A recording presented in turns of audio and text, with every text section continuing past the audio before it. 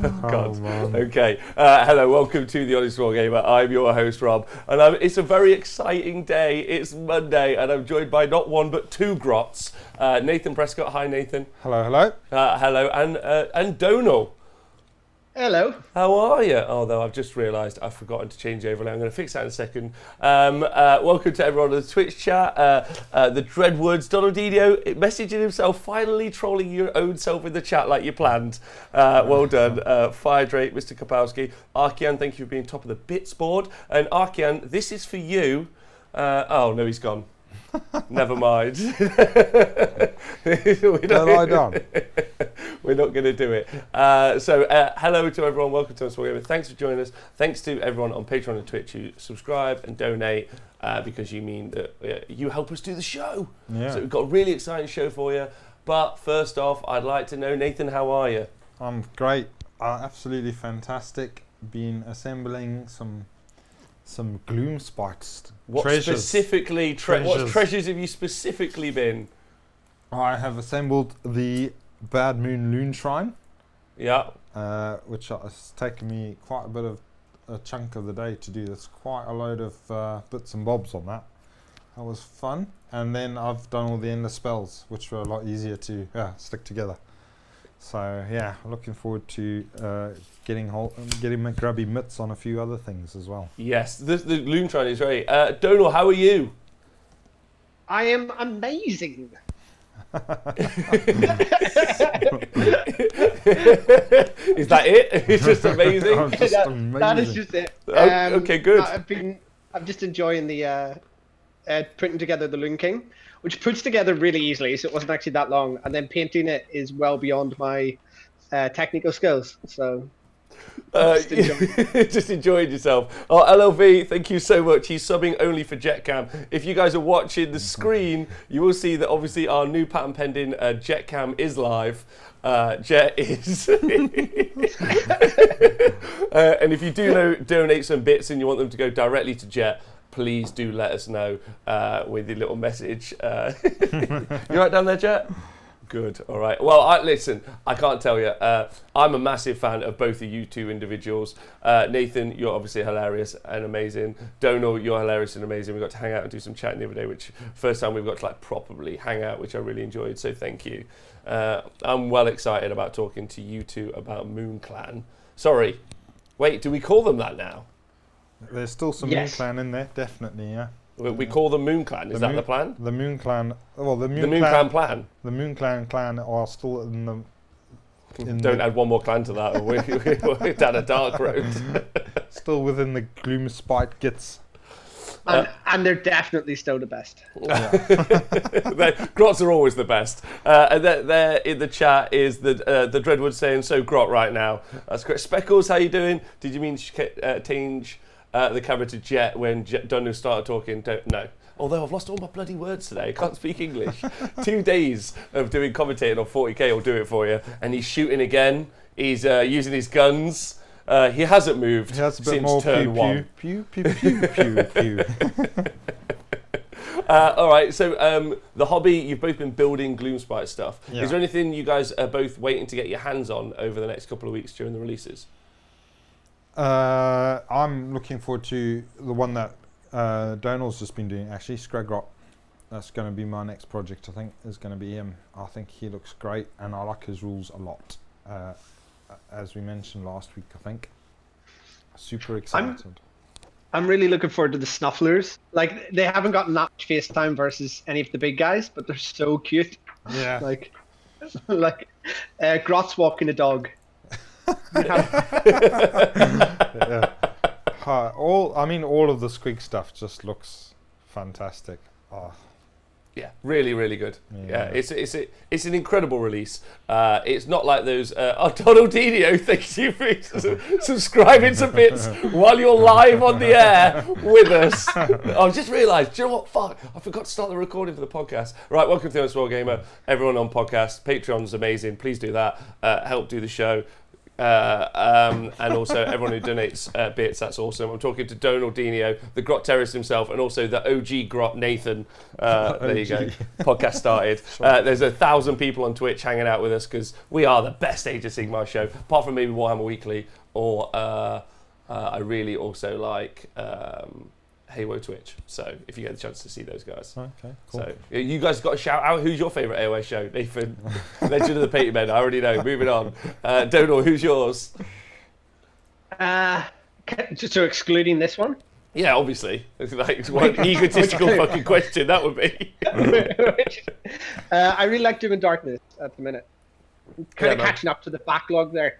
Yeah, he's great. I can't wait to go over and see those guys. We're doing the show live next week on Monday, but then from that point on, we're heading out to Australia Thursday. We arrive in Sydney, so if anyone wants to come and meet us at Sydney Airport, you're more than welcome. I'm not saying I want to walk out the airport and there are people with flags and signs and to a rousing round of applause, but I also do want that. Secretly, when I was having a shower, you know, you do all your shower, you're in your shower and you're having your thoughts and you think, wouldn't it be cool if loads of people were cheering? I thought, that's ridiculous. But I thought, well, I'll mention it on the show. Yeah, if they line the streets and wave flags. Yeah. So that would be good. It's just like a royal visit. Yeah, and then I think we're doing coverage of the New Zealand versus Australian team tournament fight or something. Yeah, they got a grudge match thing going, have they? Yeah, I realised the dog was on the show for the entire time there. It's so long. Yeah, they've got a team tournament or something happening, and then we'll be doing the coverage from CanCon. Cool, which is exciting Yeah. with Dan. Yeah, which is cool. Yeah, also, we have started, if you guys are interested, every Friday, so Friday mornings in the UK, but it's Friday evenings in Australia. There's now the Australian Honest Wargamer show. So Dan hosts a show live on Twitch, so it's the same channel, same everything. You can get it back as a podcast. It just does a show, but all centered around Australia. So just the same way as we talk to all the English people and we know them, he can really start to build up his Australian community, and then we can forge them into a mighty helix of man flesh. Big mountain of men. There's quite a few Australian ladies play. Yeah, there is. I've seen, yeah. Speaking of ladies, hook and pins in the chat. Right, Donal, have you got any AOS goss that you'd like to get out before we move on to GLOOMSPITE GITZ?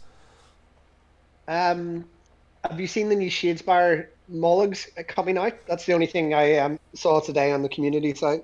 They're gorgeous. If you see, but that's the same Shadespire gang as before, right? It is, but the cards came out today, so I got really excited. Oh. That's so sweet. I got so excited. It was great. Soon we'll be able to get our mitts on that fella. Pardon me? Soon we'll be able to. He's 7 wounds and can do 4 damage, so he can one-shot people, and it's like, hey. Wow. So he's quite scary on the board then, in the actual underworld thing. Oh, okay, yeah. On the hexagonal boards. And he can charge twice. I got excited. As I do with any time they mention grots. Also, by the way, I missed this, but 976, thank you so much for subscribing via Twitch. Thanks to everyone who's subscribed on Twitch. You guys are the best. Nathan, you got any hot goss? Also, how sweet is it? I could hear the enthusiasm and excitement in his voice. It's like, they released grots. Are you seeing it? I was like, yeah. You got any? No, I've just been concentrating on the GITZ. All right. They're so good. They are good. Yeah. They are so good. You've been reading the story, right? I have, yeah. So obviously got my Battle Tome on the Saturday. I've got mine a digital copy. So yeah, I've been reading through I've just started at the front, reading through cover to cover. So yeah. All right, nice. Talking about squigs and talking about brain. Probably the other member we should have had on the show this evening, the first brain squig, Nick Thompson himself over there. When he's not shouting at young men on at Warhammer World, he is the leader of the WS10 crew. Yeah, a superstar, and obviously won a heat with squigs. So for me, one of my personal hobby heroes. Nathan, yours too? Definitely, yeah. Donal, you've got to be chuffed in Army 1 with squigs, right? Yeah, I think he's the ultimate hero, right? He's the hero, you're the anti-hero, and then Nathan, I don't know, is the wise old man shouting at both of you. I'm not sure, but I would like to get all 3 of you in a team at some point. I don't know what would happen, but danger. Just all grot team, yeah. Yeah, just an all grot team. Apparently, we'd be 3rd in the team events, right?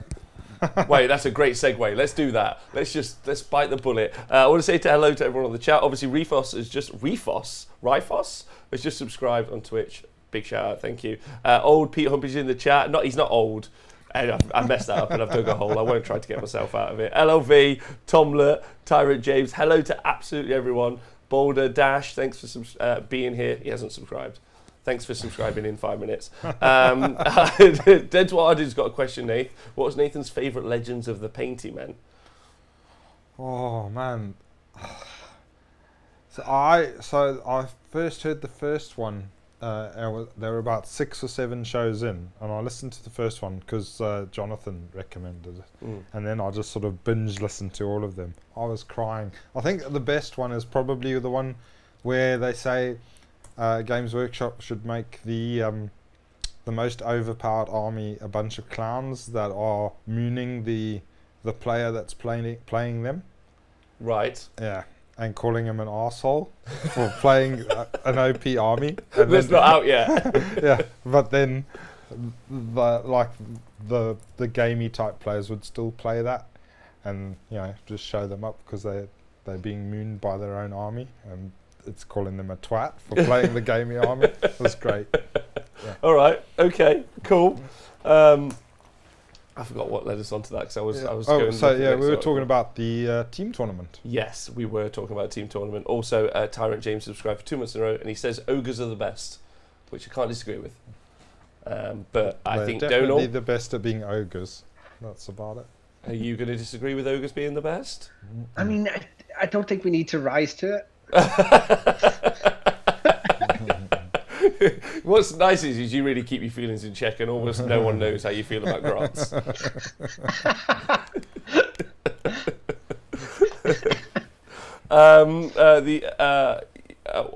Is there something happening? I'm just going to switch to the jet cam. Hello, Mr. Actor and All Boy Phil. Right, so this weekend at Warhammer World, Games Workshop did something quite new, which was cool. They did a team tournament. Teams of 4 battled it out on the top tables. Match play event in the style of their normal match play event, where it's your gaming score plus your favourite game votes and your hobby score. So a very friendly pack, very geared towards making hitting those 3 elements of the hobby that they're very focused on. Speckles, thank you very much for subscribing to the show. Can we get who says it better between Donal and Nath for? Oh, perfect. Of course you can for that subscription. Nathan, could you say piss off ghost, please? Piss off ghost. Donal. Piss off ghost. The evening, Mr. Tumnus. Jet is asleep, that's true. Right. Yeah, so that's cool. That's how they do all of their match play events. Yeah. We can have an entire conversation one day as to whether or not we think that's how match play events should be done. Yeah. That's not for now. That's no the now. So really exciting. There were loads of great teams. Obviously, the WS10 boys were going. Yeah. Yeah, they've sent a few teams. Yeah, there was obviously we had the ETC drama last week, which we did not involve ourselves in, which I'm proud of us for. Yeah, we just ignored it. That's it. Yeah, washed over us. It just washed over us. No one. We just didn't. We are focus. like a stone in the storm. Tomlet was there with Glow. That's correct. So there was loads of cool teams. So it's 5 games. They played, and just like and you did the draw. You did the whole thing. Now, we weren't there, so we can't really give much feedback, and I'm sure some of the guys in the chat were there. I know First Brain Squig was there, I know Tomlet was there, a bunch of people. But I think really the kind of the crunch story for me, or the thing that makes me chuckle, is that Games Workshop won their own event. What, they did a Paul Whitehead? They did a Paul Whitehead, Nathan. That's what they did. Paul Whitehead famously winning his own event once. Donal, do you plan to win your own events in the future? And do you think definitely would win my events? I'm running the London Masters, and I definitely plan to win that. So yeah, I'm coming to do the coverage. So am I meant to be in support of the idea that you can win your own event? Yes. Yeah, okay. Because I invited you to. Oh yeah, that's true. That's a really solid point. I should be not pleasant for plastic, but pleasant for Donal. Nathan, how do you feel about someone winning there? And Twitch chat, obviously, because I would like you all to be involved in it. Well, what do you think? At some point, I was thinking you did the League of Knights tournament as a one-dayer. I What? was thinking we should do a destruction derby, so it's only destruction players. 100% we should do that. As a one-day tournament. Done. And, I want to win that one. As the top judge. So yeah, I'm in for it. I want to do a Paul Whitehead. He's You wanna my do- hero. He's your hero. Yeah, Paul Whitehead's your hero. When I grow up, I want to be like Paul Whitehead. So is that your hobby all 2019? Put on and win your own tournament. Yeah, that's it. I think everybody's. It sounds like it's Donal's and mine.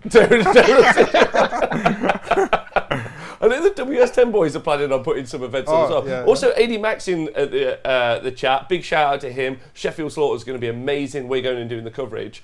AD Mac, do you plan on winning your own tournament? Is he going? Is he playing? I don't think he ever plays in the Slaughter. I think he's. He doesn't play in his own event. No, that doesn't seem right. No, he should be playing in it, winning it all the while. I mean, Games Workshop are showing us the way forward. We should be following that's true. their lead. I mean, to be fair, maybe they're flipping the script.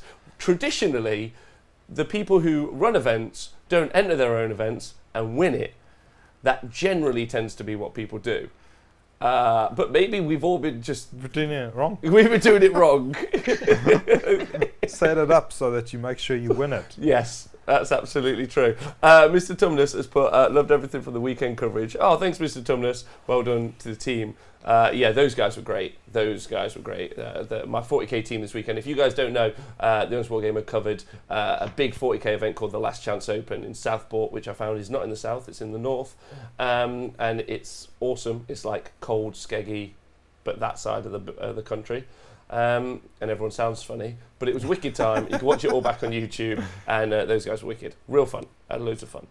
Really excited as well because it set me up for CanCon because we're trying some new equipment. Yeah. We're trying the drawing on the screen. We're trying the lights. We're trying a new sound setup. It all worked really, really well. So cool. Big shout out to Tom, the weekend, John, Nikos, and Mikey from Hustle Wargaming. They all were amazing. So super pumped for CanCon coverage. Just seeing what the only winners were the Destruction team. They went from nowhere to winning Painted Sports and third because of all the previous points. So yeah, I'm going to get onto that in a minute. Unless they had an advantage from which I guess they didn't. Who cares? Learn to play better and beat the benchmarks, says Arkian. I suppose they confirmed that they are the expert players for their clickbait Warhammer community articles. That's true. Yeah. That's helpful until we get on to gaming scores. Evening Ace Face talking about the event this weekend. Ace Face was one of the TOs this weekend. Wonderful gentleman. If you have the opportunity, over at Southport, you should go and check him out. The first Brain Squig. I've won 2 of my own events. Well, both were doubles. So this is the thing. This is what you do. I didn't know. I thought this was going to be controversial, but apparently it's absolutely fine. Yeah. It was like, oh, well done, lads. You didn't even have to go far. You work here. Yeah, write the rules, win the game. No, now that's what's really interesting. Oh, go on, Donal, after you. So okay, devil's advocate, at least it wasn't the events team, because if there was an events team winning it, then I think that would be more controversial. And it wasn't the guys who write the rules who won it. Well, and also they didn't have a GITZ army, because I wish it would have been way better had they won with the GITZ army. Yeah, that's just come out. I agree with that as well. Well, I think you've touched on 2 really great stories there. Number one, it's true that the design studio, so the rules writers for Age of Sigmar, didn't come first. They didn't even come in the top 5 or 6 teams. They came low, and you're kind of like. They haven't quite figured. The rules that they wrote are different from the rules that everybody was playing with. Sure. I mean, that's a complicated. Wait, what are you doing there? What the hell? So that's a little bit complex. We FAQ'd it to do what? So I think that's really interesting. And then the other thing you touched on is you're right, Donal. It wasn't the events team. It was the events team's bosses who won the event. So the people who can admonish people at the table, as I heard at one particular point, for setting up scenery wrong. #awkward. Imagine awarding your boss with the win. Very interesting. But that's a good way to get promotion. I mean, yeah. Make sure you get that pay rise. Don't worry, boss. I've doctored the results, and you're the winner again. I mean, I do have some dark stories I could tell, but we're all fun, and I don't care. Banana Timmy doesn't bother me. I don't think the TO should win their own event, but Games Workshop staff don't know running the event. I don't mind. Denise, our Games Workshop events like Putin playing hockey. Yeah, where he got all the time when he was doing the vote, and he got 140% of the vote. to be president. So well done, you've really nailed it. My hubby knows the guy who got best sports at the LCO, Martin Baker, also called Gandalf. He is gorgeous, that fella, that tall fella. I believe he is gorgeous. I am jealous of him for several reasons. Several aspects of him are more gorgeous than others. That's true. LLV asks, how difficult is it to get 0 sports at a friendly event like that? Now, this is a great point. So when you actually look at the results, in first place was the community team, as I pointed out, the people who are the boss of the events team. However, a massive shout out to the WS team Shimon.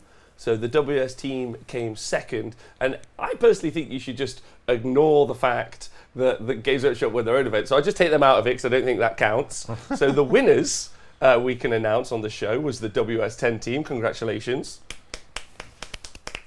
And in second place was the Tyrants of Destruction. And now this is awesome because the Tyrants of Destruction got 16 favourite game votes and 16 favourite army votes.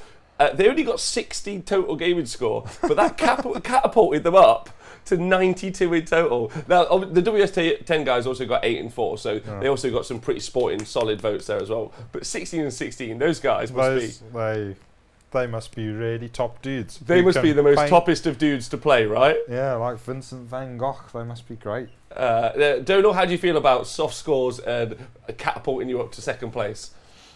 I'm all for it. You're all for it.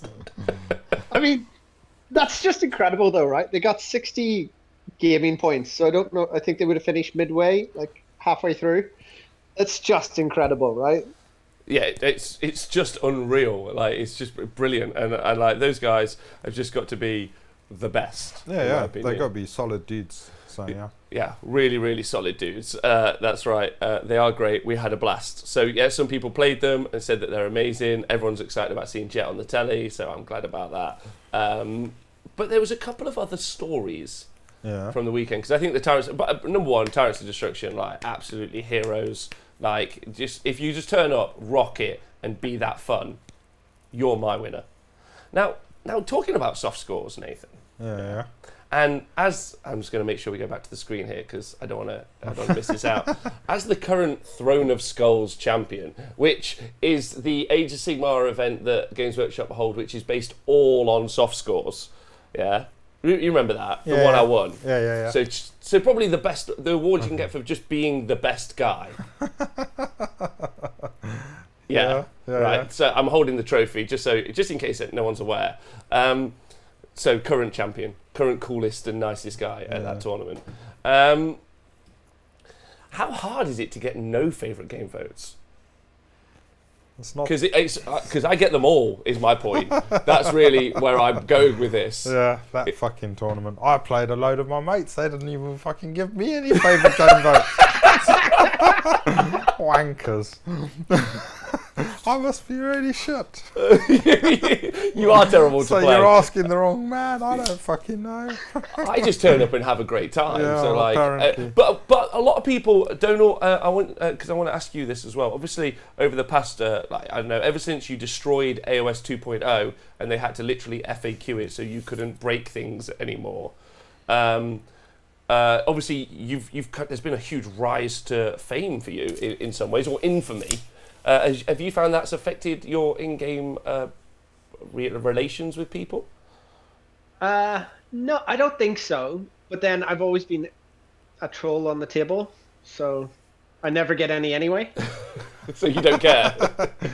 Yeah, it's not made me get any less than 0. You can't go down from bottom. Fair enough. I got one at Facehammer. You got one at Facehammer.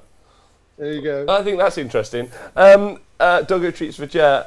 Thank you so much, Uncle Pin. 140 bits for the Doggo Treats for Jet. Nice. Just quick cut to the Jet cam. And he's asleep and back. Anyway, I think I had a solid point to make, but I can't remember my gag. Yeah. It was something along the lines of sports votes. It was votes. hilarious. Yeah, it was hilarious. They're easy to get, and getting them is really hard. Was there anyone who didn't get any favorite game votes? Great. It's worth mentioning. That's a great question. Oh no, don't. The point I was making, Donal, is obviously since your rise to infamy. Now, a lot of people, including Nathan, said, "Oh, it's just because you do a TV show and have a podcast. That's why you got all the favorite game votes. Because if it was based on your personality, Rob, you wouldn't get it. But it's just because they want you to say nice things on the show. And they say that, don't they? Sometimes podcast power. Yeah. They say that. They say that. So it's a little bit unfair doing sports votes, especially if you're incredibly awesome like me, or you have a podcast like me. So that can be a little bit awkward. Well, that so can make it a bit biased. It can. So the people who got no sports votes, Facehammer. They do have a podcast though. So I just think that's maybe they need to release it more often. Pardon me? Maybe they need to release it more often. That's the problem. We haven't heard enough. But to be fair, they're a gaming team. Yeah. And so they're more interested in winning because they've obviously got loads of members in the ETC, the English ETC team. So they came they're sick. Pretty much all going to the ETC. They are. Famously, they faced Ben Savers not going to the ETC. Apparently, I've heard this somewhere. Yeah, he's I've not. heard a rumour. I mean, I try not to pay attention to those sorts of things. So Facehammer came sixth, which is pretty reasonable for. I mean, the narrative group of WS10 guys who play and get drunk, including Pete Humpage, who you can famously watch online, drunk shout "fuck Nagash" as he beats 3 hammered with Order Draconis, came first. However, Fiction, which I think is Ben Savers' team, came 4th. So that's awkward. Well, just gloss over that then. I'm not going to gloss over anything. I'm just going to keep holding my Throne of Skulls trophy and get on with the show. Donal, got any final thoughts on the team championship? Would you like to go to team tournaments? I mean, I'm going to 2 this year. I would have went to this one if they had announced it in enough time. Yeah, it was a bit quick, right? I love team events. Yeah. They're so much more fun because you can blame your teammates on why you lose. Yeah. And they don't have to vote for you either. Also, then that way, Nathan, if you're playing with your mates... Yeah, and I don't have to rely on them voting for me. Which they Bunch won't. Of bastards. Which they won't. And the rest of my teammates are in a podcast, so... That way, I'll get some favorite game votes. Depends Perfect, on, right? I think it depends on the podcast. Apparently. Donal, apparently. That's apparently. Yeah. Right. Okay. Anyway, so that's been great fun to talk about. I hope we've done that in a charming and light-hearted way. And if not, I don't care. Right. So let's talk Mook. Are you ready to talk? Oh, the Irish Chin. He's got to be here for you, Donal. But the Irish Chin, thank you so much for being here. Really appreciate it. GLOOMSPITE GITZ, gentlemen, Nathan, Donal, before we went live, you were talking. Carry on. I'm sorry to interrupt your conversation. I've done my bit. Let's go. What do you want to talk? Do you want to talk about the allegiance ability first? Because that's, I think, impactful and it is a start off for people's armies. Yeah. Yeah. So the moon. Now, obviously, if you got the book, effectively, turn 1, the moon does nothing, battle round 1, but battle round 2, a moon can either be in a table quarter or across the whole board, depending on how you set it up. And it does a variety of abilities, but effectively it makes squigs better, it makes spiders way better, it makes, you can read it there. Yeah. What do you two think of it? Because I know you guys have started to digest the rules. Yeah, I'm quite interested to hear what Donal thinks, because I've got... I'm quite keen to try out Skragrott as a general of my army. You want him to be a general of your army? Yeah. Also, fuck me, there's so many people watching. Thanks for joining us. It's really nice. Hello. And I think his ability to move the moon is part of the reason why. But yeah, what do you think of the bad moon? Because it's so random. And not very reliable, I think, in general. Yeah, I mean, I think it's the fact it's so random. It's not reliable, and really, it only helps. Like from my perspective, it helps the casters if you're running endless spells. Yeah. It helps the squigs run in charge, but from turn 2/3. Yeah. And it helps spiders. I think from a Moon Clan perspective, it just means re-rolling 1s, which takes longer to play. Yeah, So, yeah, exactly. So I'll probably forget that most of the time, unless it's going to do damage back to me, in which case I'll try to remember. But yeah, I really like it. I think it's super narrative to play, right? Yeah. I kind of just wish it started from turn 1 and then disappeared afterwards, and they were still chasing it, because I like that idea, rather than them on the battle and it's already there. Cool. You know what I mean? So have you got any tactics you're thinking of? Because are you also thinking of Scrag potentially, and using it? Yes. And if so, what have you got any thoughts on how you'd use that? Because, well, okay, my general thought is, I think I'm quite interested in playing an endless spells list. So, and playing my turns to take the second turn all the time if I can. Yeah. And so my thoughts, because that's going to benefit me with the endless spells, obviously in the between turn moving the spells thing, but then also with certain spells, for instance the mushroom, it gives you that, it's almost like a double tap, because it goes when you set it up, and then it goes again in the next turn. Yeah, at the start of the next turn, Well, or in that in between turn period. Yeah. So you're getting double dosage out of the endless spells, but like you say, the bad moon boosting your shamans is such a good thing.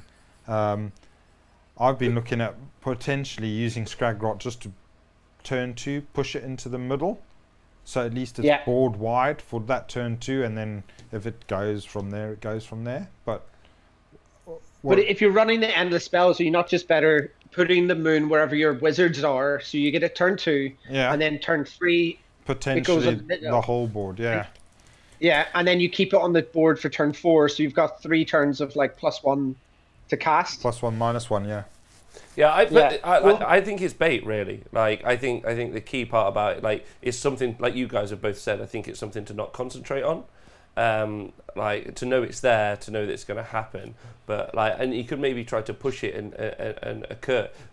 Just looking yesterday, for instance, there was a guy on the top table, game 5, trying to win a tournament. And it was he used Agents of Vex, so that's a thing that fails on a 1, but because obviously it's 40k, you got the reroll 1 stratagem.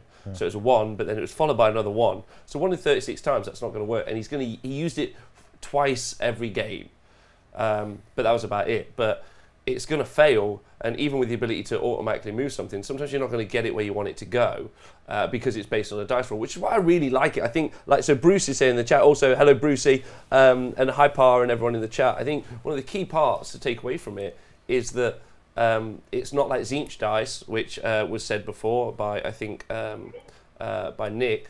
So it's not that, like, it's not auto, it's just a bonus, which I think the rest of the book's solid anyway. Yeah, that's my. Those are my thoughts. Donal, anything to add or not? Yeah, I agree with that. I do think it depends on your army build. Obviously, the Spider Fang thing is great. If you're going spiders, trying to get it into the center of the board. Oh yeah, but only on the turn you want it. That's the thing, right? That's the problem. But if you're running spiders, you can decide. Okay, am I playing someone who's going to come at me, or am I going to go at them? Yeah. You start the moon at whatever quarter you need to impact, and that's going to be there for hopefully 2 turns. Yeah. And I think you have to run the Loon King with the spider army, but then you have to use non-spider battle line because he's your general. Yeah, I think that's a good point. I will say though that Nathan talked about, I think the key element with the moon, and the key, if we look at 40 AOS, oh god, 2 days of just saying the words 40k. 2 days, oh god, words. If we look at AOS at the minute, it's a lot of Alpha Strike. Like, it's a lot of really fast units that can engage when they want to engage. Yeah, which I think is quite key. Yeah. Or if we look at Sylvaneth and their 1-drop, the ability to just take up board space and have big board control, which I think is pretty pivotal realistically. And Moonclan can do the same thing. You know, it's the first time you're going to see that many models, particularly on the board. But I think what's, for me, looking at it, and I wonder what you guys at home think about it and what you two think, first thing I saw was the War Scroll Battalion, the Skulk Mob Horde.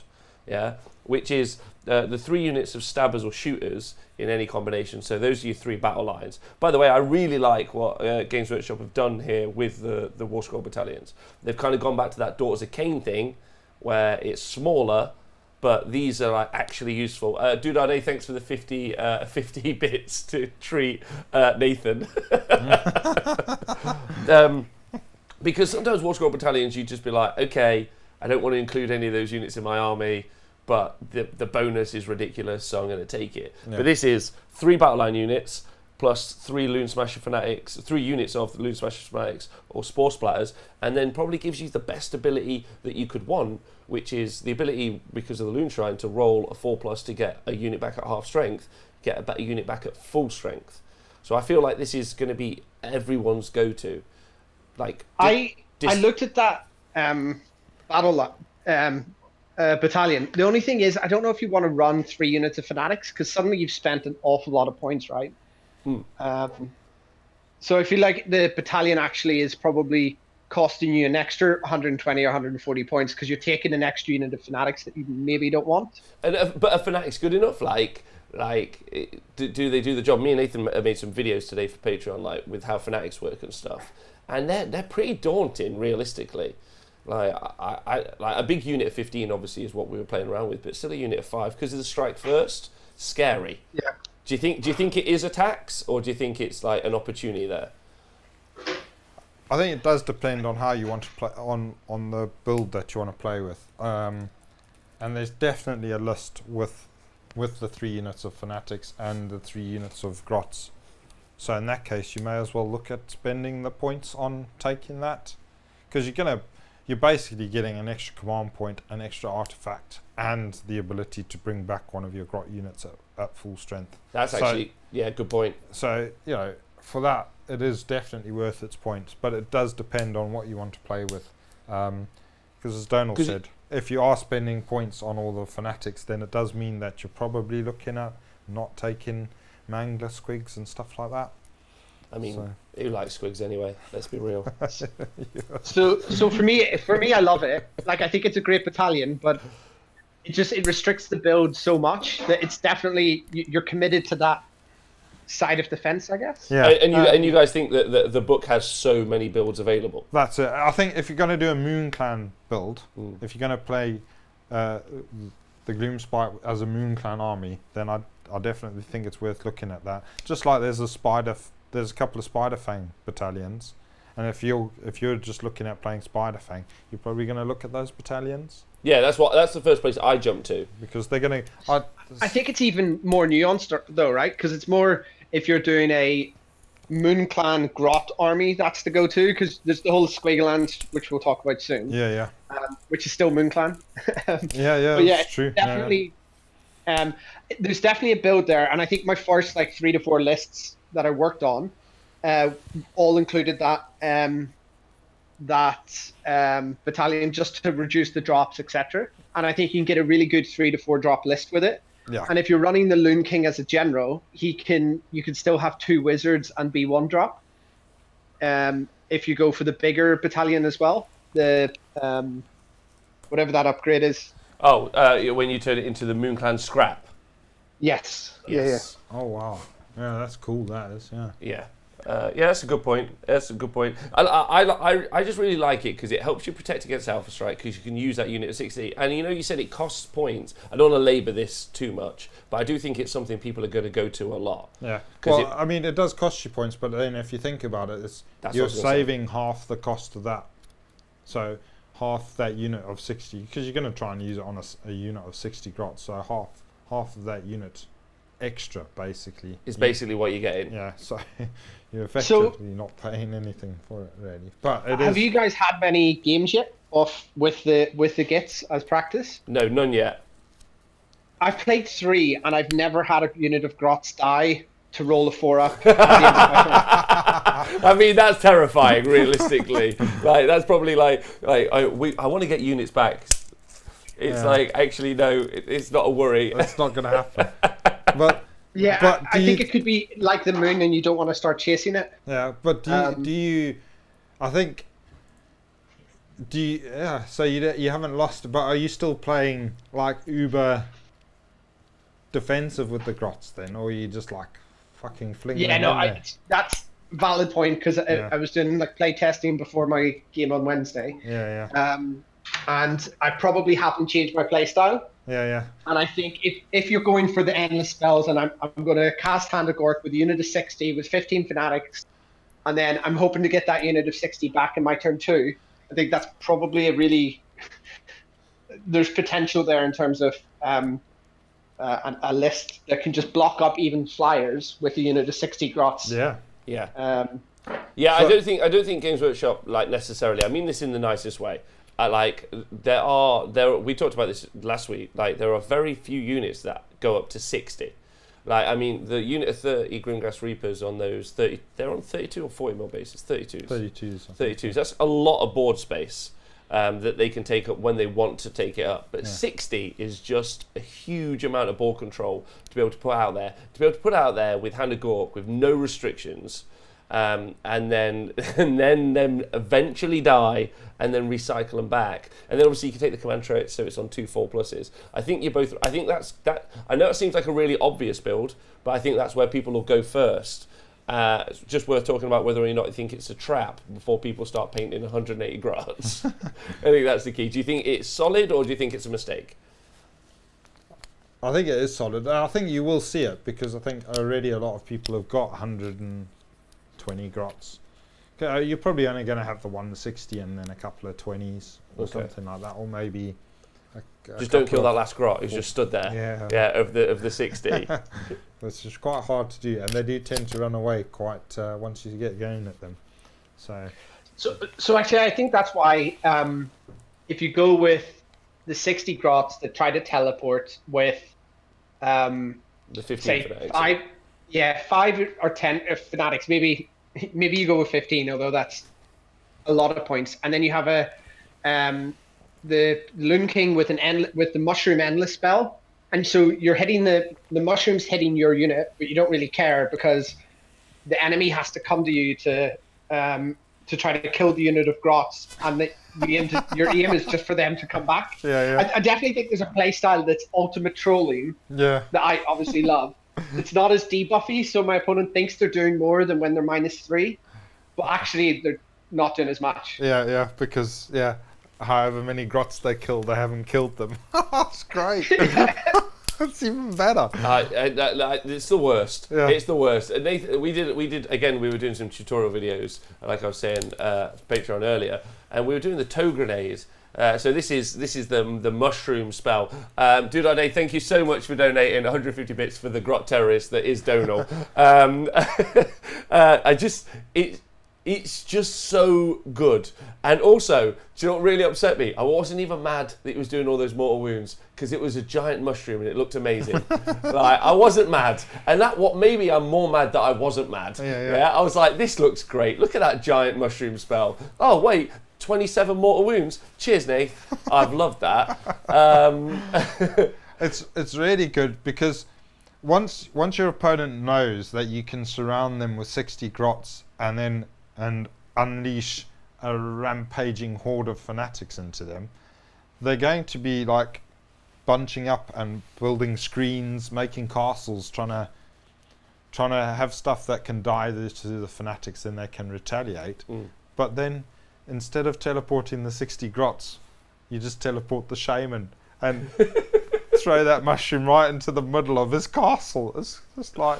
It is good. The best thing. It is good. It is good. Well, we did the spells a bit last week, but and Donal, I hope, or maybe you didn't, but Nathan obviously wouldn't listen to the show, but that's why I make him be here for them.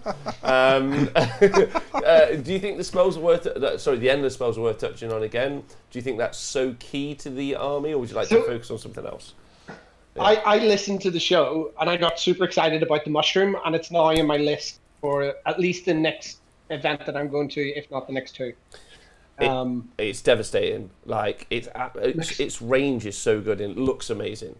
Yeah, the thing, there are some armies that it's not going to be that effective against. So I think Stormcast and Although you do want to do mortal wounds to Stormcast. Yeah. That's the way to punch through them. Yeah, I guess 1 and 3. Some of them have got like secretors. You see those big 20-man blocks of secretors. Yeah, but you're only going to kill 1 or 2 with the mushroom. But you know, everyone helps, and then they're going to roll the 5 up and bring them back again. But you know. But then we roll a 4 up, so it's fine. Yeah, we're better. Grots is the best. We're not better with honestly, the best. I think if you want to go with like if you want to go with an army that can do that, force an opponent to bubble with 5 or 10 fanatics, have 60 grots, swamping them, I think you kind of need to look towards the 1-drop list or 2 drops, because you need to make sure you have the choice of going first. Yeah, I think that's a really good point. That's why I said at the top. I said I think like Age Team at the minute there's so many armies that can just do a 1-drop, or they can make it so they get the choice of going first. Yeah. But I think realistically, the pair of you have got one of the most reactive armies. If you guys listen out there, and everyone else who's like, it's their army. Like, you've got one of the most reactive armies in your spell composition. Like, you're just naturally -1 to hit before you got any buffs. Dave Fraser makes a really good point. I mean, obviously, you've got cheap battalions, so you're going to be taking some. Then, like, have you thought about getting into turn 4, killing that unit of Grimghast Reapers off, and then just giving your opponent a couple of the 72 command points that you have, just being like, hey, look, buddy, you take 1, don't worry, I've got 9, yeah, you can have 1, I actually can't use them. It's like when you've got too much good stuff. You know when you try to roll too many dice, which, again, you guys will know when you're rolling 150 attacks for your grots, or whatever you're going to be rolling, you're just like, I don't have enough hands for all of these dice. Yeah. Do you guys feel like you have enough use for all of those command points? Yeah, I think Destruction have got some of the best ways to use those command points, and they're just, I mean, obviously, such as, well, I mean, Inspiring Presence is so useful on grots, but then sometimes you're not going to use it because you want them to die, so you can get them back. But when they're back, that's when you want to use them, and also you don't want to just stay around the shrine, which I think it's really tempting to just sort of stay within 12 of that, but it's an objective game and you still need to score objectives. Exactly, yeah. So I think what's going to end up happening with my list builds will be I'll try to build a list that has excess command points at the end of the game, and then I'll worry about, okay, how do I bring in something that allows me to burn those command points? And if we're looking at realms, like if you start looking at, okay, what realms are you playing in, suddenly you can start using the realm command abilities, which usually you don't touch because because you want to save your command points for those important Inspiring Presence rolls and stuff like that. Whereas now you can take a cheap loon boss for 70 points and just use that command ability every time. Yeah, there's never been an issue with cheap characters around the 60-70 point mark. That's fine. That's not going to be an issue for anybody. So all right, okay, so realistically, you think the command point surplus obviously will always be useful. Oh yeah. But you don't feel like you're definitely not gonna be command poor. But like, is there a I use? think you're gonna finish games with a surplus sometime. I mean, we rolled. I don't think all the time. Yeah, not all the time. There will be sometimes, but like I say, Destruction do love to use that. Everybody loves to use them, but I find. I always wish I had more command points, and so I'm super happy to have the command points to play with. Although saying that, when we first found out about command points at the beginning of AOS 2, we were like, oh, I hope they don't make command points a very...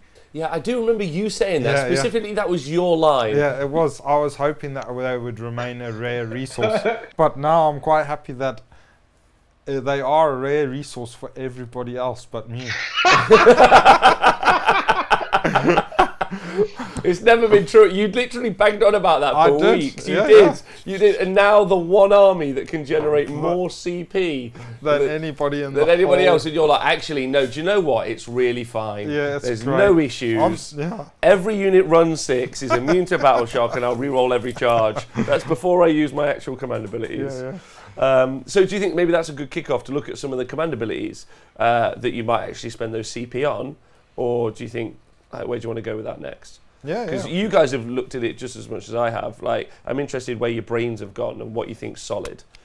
Have you got any? Go on. So I think you, if we keep with the Moonclan Grot theme, it just kind of limits what we're looking at command point wise, because a lot of the command points are squig focused. Because if you're not running the Mangler Squig boss, then you're not using his command points. And if you're looking at the sort of list we're talking about, I think then you only really have that Loon boss on foot. Yeah. Yeah, I mean you've got Scragrot, but he's only got a once per game command ability. So he's only going to be able to use one.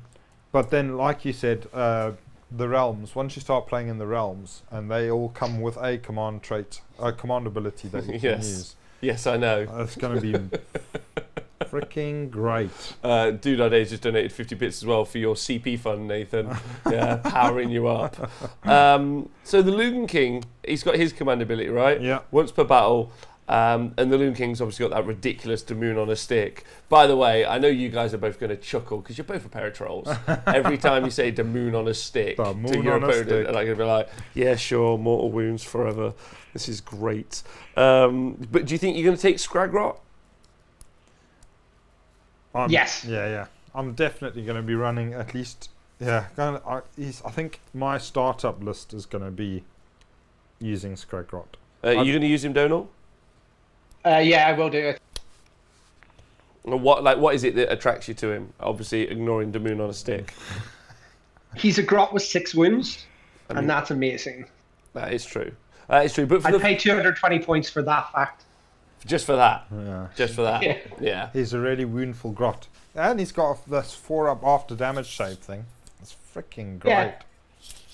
Yeah, he does. Hi, Adam Kunis. Hope you're well. Adam Kunis, lovely man. I had a lovely chat with him the other day. And Herilis just wants to know, JPIC, Donal, can you break the game again with this army, or are you going to not? I think it's really tough. Oh, other than adding 3 attacks on your Grot, or 4 on your if you're in a certain realm. Yeah. I think it's really difficult to do. Yeah, 4 attacks extra total, right? Not 4 attacks per Grot, because that would be 60. Yeah. That would be 60 times 4, which is. Yeah, no. Go on. So you can easily do +3 for Grot, and then if you're in one of the realms, you get another +1, I think, from the spell. Fuck me, sideways. All right, sure. Just get used to rolling dice, gentlemen. Let's just. Didn't we not like Bone Splitters? Is this fine?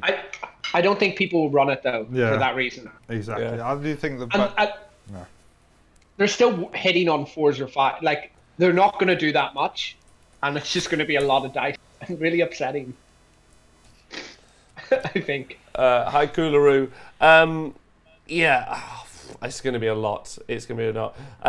So the Loon King. So you like that he's got 6 wounds. That's the thing that attracts you to him. Obviously, he's got the cool spell, so he can nick it and shut down artifacts. Nick it is great, but just the fact that he's got the pluses to cast and unbind with his babbling.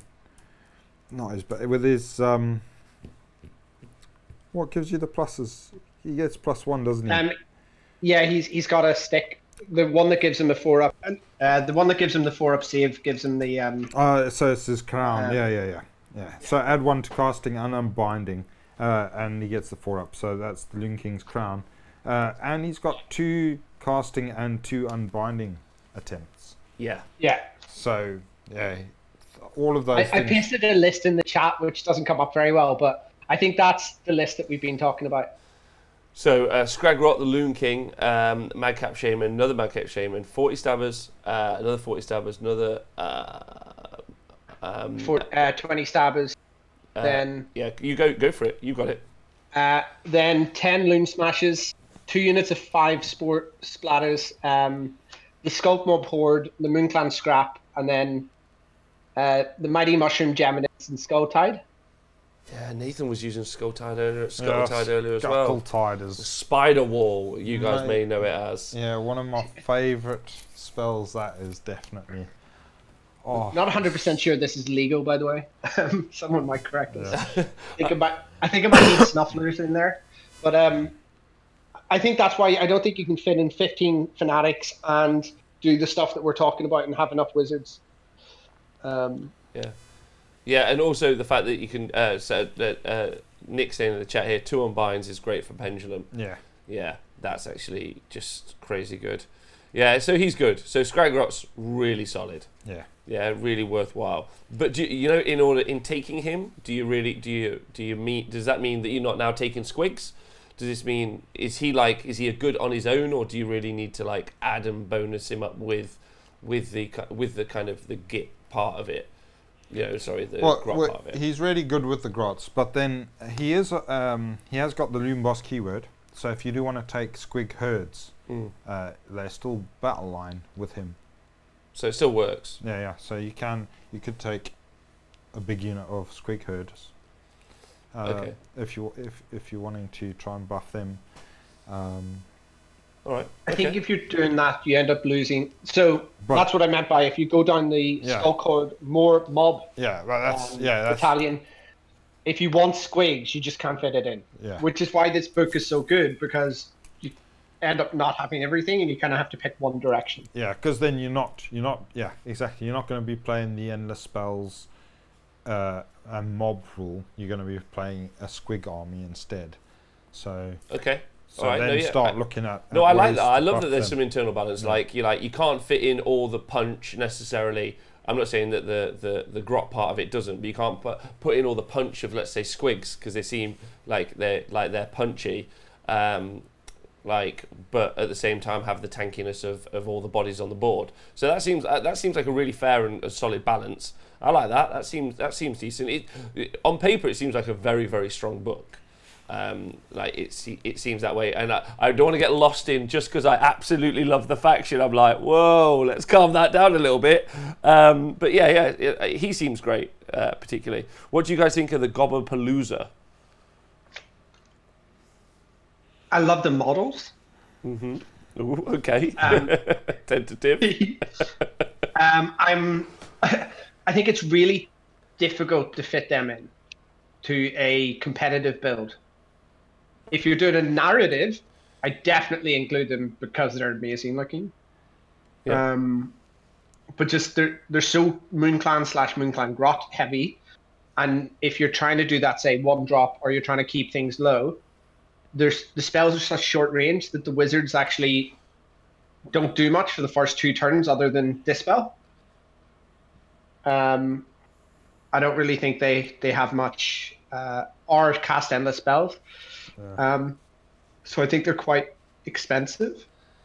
Yeah, well, because you have to take them all together. So it's 300 points, right? 350. 350. Ooh, so it's 240 if you take the 5 of them sort of just together, but as 1-drop each, so 5 drops, and then 350 if you want to take the battalion that gives them +1 to cast and +1 on for the guys who aren't wizards for their buff roll, their prayer. The buff roll. Yeah. Okay. The know what's.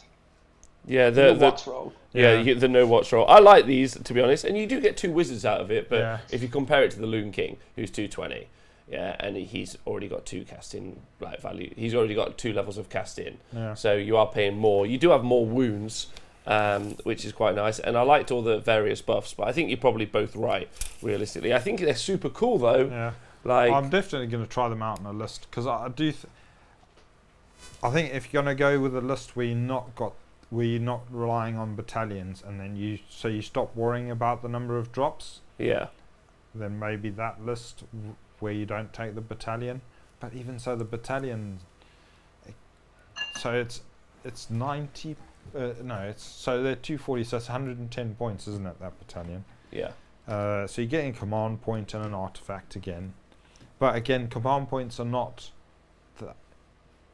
You're command point rich, we've already decided. Yeah. So... Yeah. Wait. No, you're command point Scrooge McDuck. Yeah, you two are in that tower, just diving into a pit of command points. Yes, doing backstroke through command points, just having a great time. Yeah. We can have like a side tournament where it's just about how many command points you can The winner is the one with the most command points at the end of the game. What you should try and do is just accumulate them and not spend them, and then you just get to the end of the tournament and be like, I still have 37 command points left. From game 5. I think their abilities look really fun. Yeah. I'm saying this really tentatively. I do think they look really cool. But just the fact that they're such short range, if you're going super magic heavy, you're paying 240 for 2 wizards, which isn't too bad, except all they do is cast endless spells, because one has a range of 8 and the other one has a range of 12, which is okay. Yeah, but you've got, like, more than anyone, your army has, like, great board control. And as we've seen, now, personally in 2019, I expect the coverage of the armies I'm going to see over the next, like, 6 months, I'm going to start to see some more shooting going into to lists. Even if it's, like, a quarter of a list is going to be dedicated to, like, dealing with characters or shooting things like this out of units, right? So I like, and that range threat might come in the form of endless spells or spells. So there might be something, but I think I think the board control that you have. If we took the past 6 months and the mainly combat heavy armies that we've seen, you would be able to keep these guys safe.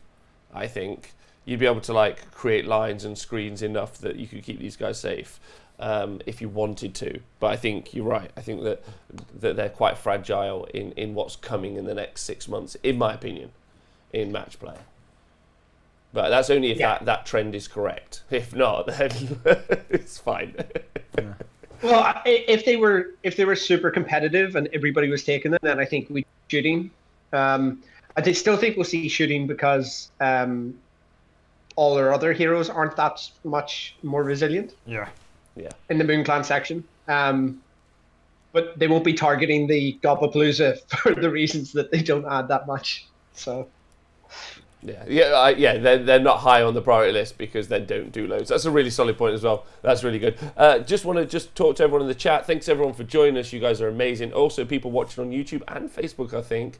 But what's really cool here is Adam Kunis, who does the Angel Cast. Yeah. Lovely man, great painter. Just offered to paint Donal's Gobblepalooza for free in the chat, which I think is lovely. Yeah, he's trying to lure him into a trap. He's trying to make it so that Donal runs a weaker army, but a more beautifully painted army. That's nice of him, Donal, do you not think? Cunning trap. Love it. Love it. Yeah, that's just so nice of him. I really do think that's lovely. Good shout there, Adam. All right, so Gobblepalooza, really cool, but potentially, I think it's borderline whether it's going to be that competitive or not, really. It's not borderline. It's not borderline, yeah? All right, then. No. All right, fair enough. If you could buy some of them for like 60 or 70 points, then I could see someone want them. Yeah. But I'd be surprised. Then they would be like hags. They would be like hags. Too cheap. That's Too much goodness. So next up is Loom Boss on the Mangala Squigs. What do you guys think of this chap? He's a non-named character, right? So he can take artifacts, which is cool. I love this guy. Yeah? Do you think he's pointed right? Is he great? He's such a glass cannon that if you don't have the tools to deal with him, and he's your general, which takes you away from the whole Loon King build, I think he's really strong. If you're just running him as another sort of throwaway piece, he's probably quite cheap actually. How many points is he? 300. That's okay. So it's cheaper than Durthu. Does more damage than Durthu. Less survivable, but like really, that's not his purpose, right? His purpose is to murder as many things as possible. I like this guy because I like Fly. I think Fly is really important at the minute. Yeah. Do you not think? Fly is great. You don't have to take that Griff Feather Charm or anything to make him fly. He does it already. Yeah, he does it already. He hops, right? He just boings straight over. Yeah. I personally think that it's super important to have Fly because I think, I talked about this before, I think everyone's like, I can't believe I got charged by Gavriel Shurhart and some Stormcast. I was like, none of them fly.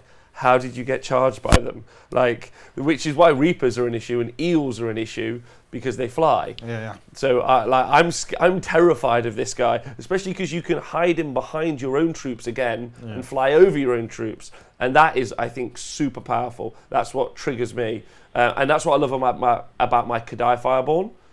I always just put them behind, like, just the easiest game in the world. I just put some shooter dwarves in front, then I put them behind, and then people charge the shooter dwarves, and I'm like, they're right there, bro. Like, can you not see? But yeah, I think they're wicked. So what would you say is your favourite part, or why do you want to use them, Donal? So I think if you put him as your so I think the other lists I've been looking at have him as my general with the Fight Another Day command trait and Doppelganger. So he could run, or sorry, he moves 3d6, which is always amazing because who knows what that's going to be. Yeah. Charges, and then he after he attacks, he then runs away, or he moves 2d6, which don't know if that counts as a retreat anymore because they keep changing FAQs. But you can essentially move him without running in game 76. Which I find just that's so much fun. That's really, really far. That's 24 inches. That's crazy. Yeah, I played a practice game the other day, and someone was trying to stop me getting from one sort of objective on one corner to the center one, and I was like, that's fine. I can charge, or I can move 3d6, charge 2d6, and then run away 2d6. I'm getting pretty much wherever you want. Yeah, Nick in the chat just pointed out it wasn't that easy with my Kadai when I played him, and I accidentally charged into his Melusai and they just murdered my Kadai. Terrible, terrible time. But a lovely chap. I'd give him my favourite game vote. In fact, I think I did. Oh, wait. I don't know. I might have put myself into. I think I did, yeah. Anyway, whatever. Throne of Skulls champ, 2018. Can't wait to go be the best dude ever again. I like I said, I like the fly. I think the damage is variable, but in a really solid way. I think 300 points is great. Yeah. Well, I'll tell you what, the damage is still decent. It's a lot more consistent than what it used to be. When the balls were 2d6 attacks and all of this, but now it's all 7, 6, 5, 6, 7. It's all, yeah. He's become a lot more consistent than he was before, I think. Looking at his attack profile, but not having used him yet. But yeah, that mangler I had before. The mangler you had before, though, I was just like, I just wanted it to lose 3 wounds every time. Yeah, I was terrified, and as soon as it was like, is that 3 wounds? You were like, yeah. I was like, oh, we're fine, everything's okay. That thing's going to do nothing now. But when it was fully wounded, like, well, not fully wounded, when it was on full power, terrified. Yeah. And I think potentially I'm more scared of it now. I'm really. Well, yeah, because it just gets better. It gets worse, and then suddenly it starts getting better. So it's mental. And I think even with it getting worse, it's not that much worse, right? Yeah. Like, okay, the movement is still pretty bad, but they still have 5 ball and chain attacks that don't get worse. Yeah. Which is still 5d3 attacks. Yeah. Not bad. No, not at all. What was I going to say? Nathan, AD Mac in the chat here is just saying that we've actually seen your balls and they and he says that they're not 2d6 attacks. I'm not sure what that is. That's a conversation you two can have off air, but I just thought I'd bring that up. Right, okay, so you taking the Loon Boss on the squig, or you trying him out at least? Yeah, definitely trying him out. Yeah, so you used him in the game on the stream, didn't you? Have you used them in some of the other games then, Donal? Yeah, because they were all like practicey games for that game for the stream. Yeah. All right. Then. Not that it helped because he still died turn 2 to Adam. Yeah. So I definitely think he's worth it. I think I want to try I've got a list with the Loon King and him, and I think he has a role to play. But the role is actually just be a distraction piece combined with all the other stuff we've been talking about. Yeah. So with endless spells and grot scoring objectives. Yeah. His command ability is pretty sweet as well. That +1 to wound for all friendly squig units within 18 of them. Yeah, that's really good. +1 to wound. It's super good in Squiggalanche. It's particularly good, obviously, with Frostart Phoenixes running around, debuffing. Like at least it at least brings it back to a semblance of balance, right? Like if you come up against them, because they rely on that -1 to wound. So I think they survive. They rely on their survivability anyway. But I don't think anyone who's run around with them has gone, "Oh, it's a nice addition. I'm not that bothered." It's like, no, that's a thing. It's a big thing, in my opinion. So can you stack that command ability? That's what. To me, that reads like you can. Yeah. Just what I was thinking when you brought up the Phoenix, because most of the squigs wound on 3s anyway. So you would only want to do it once normally. But if there is a to wound debuff, which the Phoenix have, and also the Fiends have, the new Slanesh Fiends. Yes. They've got a -1 to wound thing. So you could stack that, bring it back up to 2s to wound. And you could do it in your final turn and just be like, I am -17 to wound. All these spare command points. Oh no! Oh, so you think you can stack this command ability? At the start of your combat phase, if you do so, pick one friendly model of this command ability in that combat phase. You can add 1 to wound rolls for friendly squig units while they're wholly within 18 inches of that model. Yeah, so you can. Yeah. Okay. I mean, but like we said, most of the time, that's not going to. You're not going to bother because. I'm just going through the scores this year. I'm not going anywhere else. Please continue on with your story. +1 to wound is not going. +2 to wound isn't going to benefit you because you're winning on 3s normally, so 2s. But yeah, in certain cases, you might want to stack it. In certain cases. Oh dear. Yeah. All right, so then you got the Loom Boss, and you got a Loom Boss with a giant cave squig, and as I understand it, the giant cave squig is a mount. No, he's a companion. A companion. No, he's a mount for the sake of rules. But for rules purposes, that is a mount. Yeah. Okay, that does something. So Loom Boss and Loom Boss with giant cave squig. What do you guys think of those two? If you're running a squig heavy army, I think the Loom Boss with giant cave squig is a solid choice. So that his command ability, you pick one friendly. The one on cave squig. His command ability gives +3 move to squig units, all units. Yeah, so that's the other one that's mounted on the so Loom Boss on the giant cave squig. Yeah. Wait, is there a Loom Boss on giant cave squig and a Loom Boss with giant cave squig? Yes, there is. Yeah. Wow, I like that difference. Wait, sorry, excuse me. Are you on that or are you with him? We're friends. He's not my servant. And then there's another Loom Boss who's like, yeah, this is my bitch. Yeah, I'm on him. What would you rather be as a squig? Nathan, thoughts? I'd rather be a snuffler squig. A snuffler squig. Okay. All they do is go around trying to sniff mushrooms, and that sounds like an amazing job. That's a good call. I was gonna say the squig gobber, but I'm not sure if I'd want to be puking my guts out all day long. So no. Yeah, no, I'm gonna go with stuff. It's like that comedian with the dogs.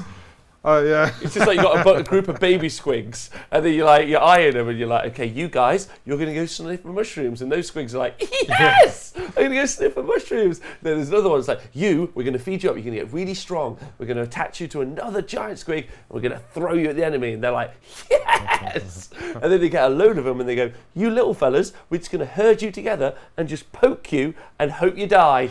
Yeah, and they're like, oh, that's rubbish. That's the worstest squig to be. Yeah?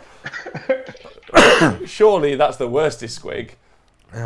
Except for the ones they tell, we're going to feed you other squigs, and then you're going to vomit them all over those people over there. That's true. And imagine a life of servitude of constantly being made to chuck up your smaller brethren. Yeah, or the other ones, we're going to feed you to that one, and you're going to get vomited onto them. Yeah, that's the worst. That's the worst job. That baby squig is like, oh no, can I not sniff some mushrooms? All right, okay. So sorry. Which of these two are you rooting for? Loom Boss, and Giant Cave Squig, or both? The one on, I think. Why? The one on, definitely. If you're going with a squig army, that +3 movement just makes your movement more reliable on your manglers, +3 move on your squig herd, on your bounders and boingers, and I think on your binders is, which is like if you're 2d6 move and then suddenly you're +3, it's a lot more reliable. yeah, it's great. Okay, all right. Also, Chuckleputty is pointing out that all the squigs that are born square get to be turned into the most obnoxiously bouncy dice at the end, which is, I think that's fair. Terrible British Gamer, thank you so much for saying that you enjoyed the show. Yeah, so definitely the dude on the giant cave squig, especially if you got squigs in your army. The loon boss on his, just without any companions or anything, he's really cheap at 70 points, and if you've got that spare 70 points and you're not going to take an ender spell, and you've got big hordes of grots, it's not bad to stick him in to use those command points to get the mortal wounds going. I'm What's trying to going listen. on? I'm just watching Jet. I'm so sorry. Keep talking. Keep talking. Let's see, having a good lounge there. Please continue. I'm so sorry. But the problem is, I think you're going to be tight on points most of the time at the moment with your armies, and the ender spells are so tempting to take them. So it's going to be a toss-up whether you take the loon boss or one of those juicy ender spells. Yeah, no, the endless spells. The endless spells. Also, I hated the spider thing. Then you showed me what the spider thing did today, and I was like, okay. I mean, I'm going to hate playing the spider thing, but the spider thing is amazing. Like The Scuttle Tide. The Scuttle Tide. How many points is a Scuttle Tide? 30 points. 30 points. What the fuck? What the fuck? Come on. What's it to cast? I think it's 6. 7. 7, is it? Yeah, All right. 7. All right, that's fine. That's So better. that means really hard to dispel. Also, good point. That's a really solid point. It's going to be easy as fuck to cast. Yeah, okay. That's... Oh, it's infinite range. Okay, it's really good. Well, it's tied to terrain, isn't it? So, but yeah. Yeah, there should be terrain everywhere, though, right? Okay. Okay. Right, Zarbag and Zarbag's GITZ. You interested? You're not interested? How you feeling? Oh, it's really hard to justify taking him now, which is a pity because he's such a beautiful little fella.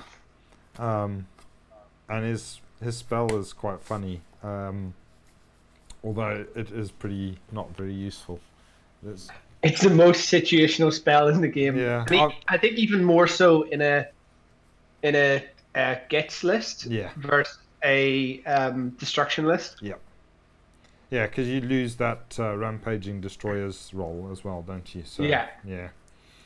So you have to survive a combat with someone to then cast it. Yeah.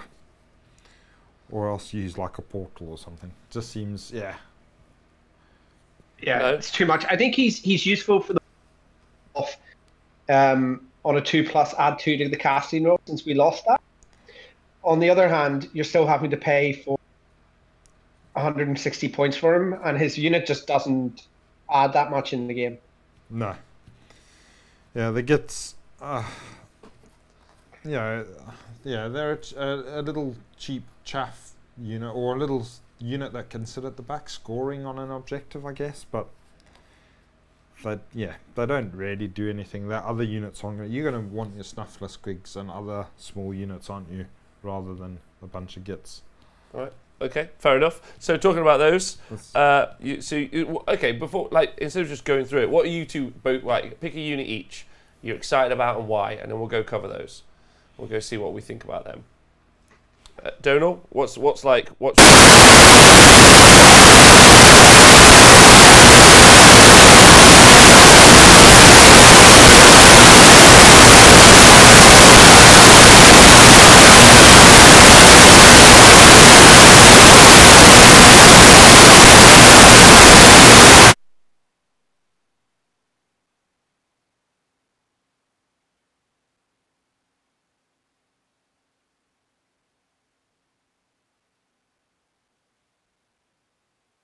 Hello?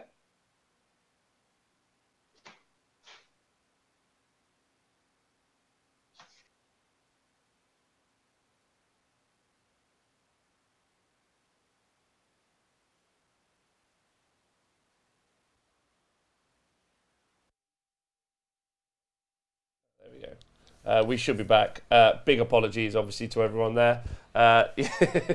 We just wanted to make sure you're alive. Donal, I'm so sorry if you are set up. I was so confused and I thought it was me. No, it's us. It's us. It's just I had been keeping an eye on the batteries, but apparently they betrayed us. Anyway, carry on, Nathan. Yeah. So I've got a little combo that I like, all based around either a squig herd or maybe even the squig knights, the bounders. But using the sneaky stufflers to boost the number of attacks that they get, and then obviously using the loon boss on the mangler to give them that +1 to wound, so they've got potentially an extra 3 attacks. So the snufflers, just to let you know what they do. So at the start of the movement phase, you can say that the unit is harvesting the loon cap mushrooms. If you do so, it cannot move in the movement phase, but you roll a dice. If the roll is less than or equal to the number of models in this unit, pick a friendly Moon Clan unit wholly within 12. Add 1 to the attacks characteristics of the melee weapons used by that unit until the next movement phase. If you pick the same unit to be affected by this ability more than once in the same turn, it suffers 2d6 mortal wounds each time you pick it an additional time. So the nice thing about doing that on the squig herd is that you've got some extra wounds in there on the squig herders, because they don't actually do anything other than giving you the reroll charges. Yeah. So you can lose a few of them as long as you still got 1 in them. So you can maybe sacrifice a few of them to get a couple of extra attacks. You use your loon boss on Mangler Squig to get them +1 to wound, so they're winning on 2s now. They get the run and charge if the moon is in the right place on the table. You get +3 if you've got the other loon boss on the giant cave squig. Wow. So you've got a very mobile unit, and yeah. And obviously you can also double that up with the strike's last spell. Yeah. So yeah, you've got a couple of ways that you can make your enemy strike last. Yeah. So either the spell, which is probably the best way, Itchy Nuisance, or you've got the Flinger if you're going to go with the Spider Shrine, or there's Mesmerize if you've got the Gobblepalooza. So yeah. Wow. Okay. So I like the idea of the squig herd. And just because I really like this squigs, the squigs, just because everyone likes models, squigs. The models are just mental. So yeah, just a herd of little doggos running around. Big apologies to everyone in the chat, obviously, for the sound, and just to everyone listening. Also, thank you to Datcom for subscribing for 13 months in a row, and Uber, I'm not going bold. So I don't know, but I just thought, and I am super sorry about the sound. So sorry, it shouldn't happen, but it's sometimes the battery is just kaput. They could put blame Duracell. What do you think, Donal? What are you excited about? So just on the snufflers, that's how you get the +2 attacks on the grots, and then you can use the spore splatter +1. But the unit I'm most excited about, Boyne Grot Binders. Yeah. Just because they provide something that I haven't played with in Age of Sigmar, which is a unit that does something rather than just a hero that does something in terms of combat. What are these grots for? Standing there. What else? Get ready. I can stand there like you would not believe. Mick Wendell, thanks for subscribing for 2 months. That's awesome. So the Bounders move 2d6, got 2 wounds, got 4 up save, but they're bravery 5. They fly though. The leader of this unit is a Bounder boss. You can have 1 to hit rolls. But then you got Boing Smash. After this unit has made a charge move, pick 1 enemy unit within 1 inch. And for each 4+, that unit suffers 1 mortal wound. And then add 1 to the wound rolls made. That's pretty massive, right? Yeah. So there are 4 attacks, 4s and 3s on the charge. Yeah. They have, if you're running a big unit of 15, they've got 15 mortal wounds, which means a small chaff unit is going to probably die, and you can then pile into whatever's behind it. Or it forces your opponent, if they're playing well, to be more than 5 inches behind or the front of the chaff unit, which I think is value in itself, right? Yeah, I think the mortal, you can have a unit of 15, right? So you're going to do 7 or 8 wounds on average, mortal wounds, but that's pretty massive. Well, it's enough to give you a hole to go through. Definitely. Well, you fly over anyway, so Yeah. you jump over. It's interesting the amount of damage you can take from this army before the combat phase. Because of the charge phase, right? So either you charge and you do the mortal wounds, or it's the start of the combat phase, and obviously the fanatics are going first. So you're just there like this daunting kind of like, oh, I'm not sure. And then you've got the endless spells rocking around. It really does feel like the army's been given like a really healthy set of like range and like first strike ability, if that makes sense. Yeah. Which previously I don't felt it had. Do you think so? Yeah. Yes, and the stuff that gives it strike are the most easy to break or easy to kill models. So you've either got the Mangler, which generally die pretty easily, either through battle shock or lower model count, or even the heroes that are spells are only 4 to 6 wounds, right? Yeah. Yes. Yeah. All right. So at least the Grots aren't doing lots of wood sheer nasty. Okay. So Boyne Grounder bots. Boyne Grot Bounders. Yes. How many are you going to take in an army, Nathan? How many are you going to take? Are you going to take any? You're not there at the minute. You're going somewhere else with the army. Yeah, at the moment, so my initial armies are going to be the End of Spells armies, but I'm definitely going to be purchasing some of these bounders, and I will be running them around. I do quite still like the Squig Hoppers with their extra move, and they're cheap little units. I think they're going to be dead quick. Yeah, I think. I think you need, if either you go for 10 to kind of protect your backline to counter punch whatever charges the Grots, because the Grots are going to stick around if you, and these are a great counter punch unit. So you can do the old school hammer anvil sort of strategy. Yeah. So use either the stabbers or the shooters to hold up units, and these guys go, especially with the volume of minus to hit that's in this book, or always strikes last, or the counter, you've got always strikes first, basically. So you've got a priority either one of those two ways, and then you can do minuses to hit all across the board. So like, it's a pretty daunting army to face. Yeah, I quite like it. Big question to everyone in the chat: are you guys taking Boyne Grounder bots? Oh, I can't say it. Boyne Grot It's so Bounders. tough. Boyne Grot Bounders. Are you taking Boyne Grot Bounders? I'll keep saying it. WS10 Pete says, also hi Pete, tons, oh God, I should not talk for 2 days and then do a show. Tungsten tyrants use Skittles when their squigs died. That's pretty cool. I think Go on. the Squig Rider stamp. So either you go for the sort of couple and you do that what we talked about, Yeah. or if you go sort of more heavy, so like 20 to 30, I think looking at the Squig Rider Stampede battalion is super useful. Yeah, or even the Squigger launch, if you can, if you're going to commit that much to squigs. What the fuck did you two just say? So sorry. so the Squig Rider Stampede is like a mini one that lets you re-roll the movement that they make, their movement rolls, which is terribly useful when it's a couple of d6. But then the Stampede is super great because it The gives Squiggerlanch. the Squiggerlaunch, yeah, that gives you the 6-inch per island mechanic, which is so if you do run a big unit and it does go into like a small chaff unit, mortal wounds them off, and then they can pile in 6 into that unit behind. Wow. And I do like the bounders actually with the snufflers, because they're going to maximize on the snufflers, because then you're getting 2 extra attacks, one on the lance and then one on the gob, and they're both fairly decent quality attacks. So yeah, maximizing on that as well. Okay. All right. Solid. Okay. And what about Manglers without the characters? Good. Not taking them. Oh no. Battle line. I think that we should probably focus on the battle line, because that's always quite key.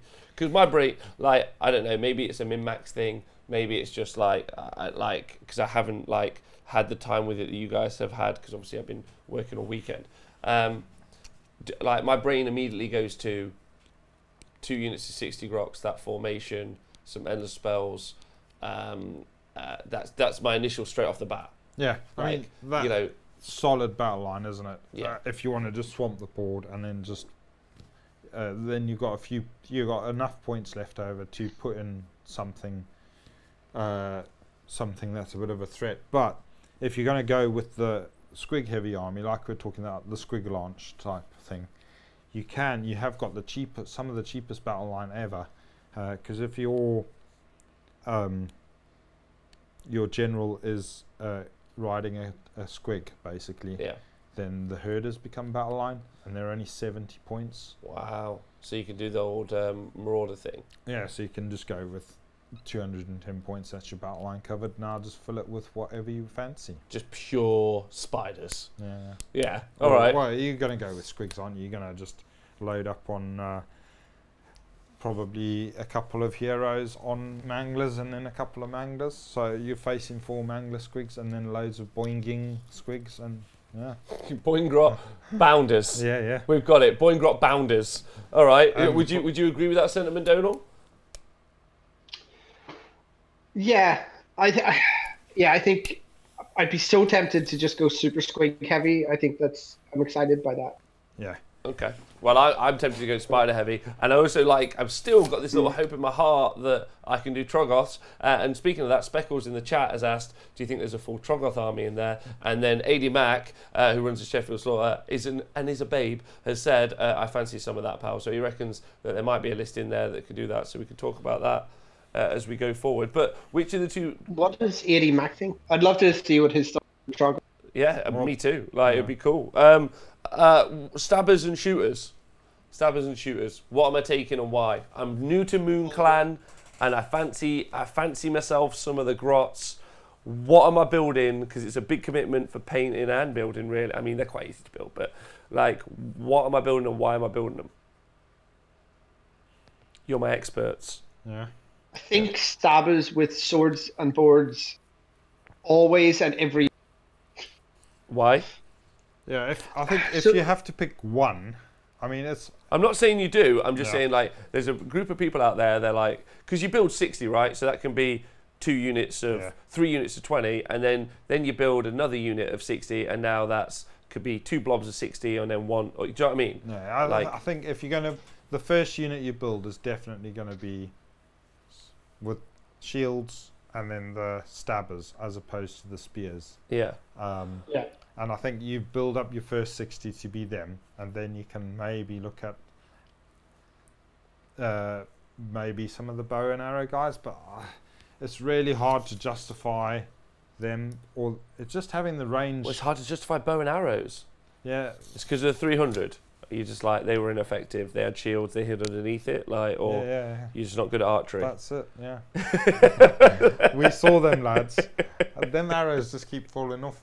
No, the problem is that the buffs that the big blocks of stabbers get are just solid. The shields are great because they get that +1 save while there's more than 10 of them. And the bow and arrow guys don't have that option. They're always just going to be a 6-up save or a 5-up against shooting. Whereas your standard battle line are going to have a 4-up against shooting, which is great. Yeah, that's true. That's true. Yeah. But there is not much of that shooting. Yeah, I think with the amount of GITZ armies you're going to see on the table, I think people are going to start looking at shooting again. Medusas.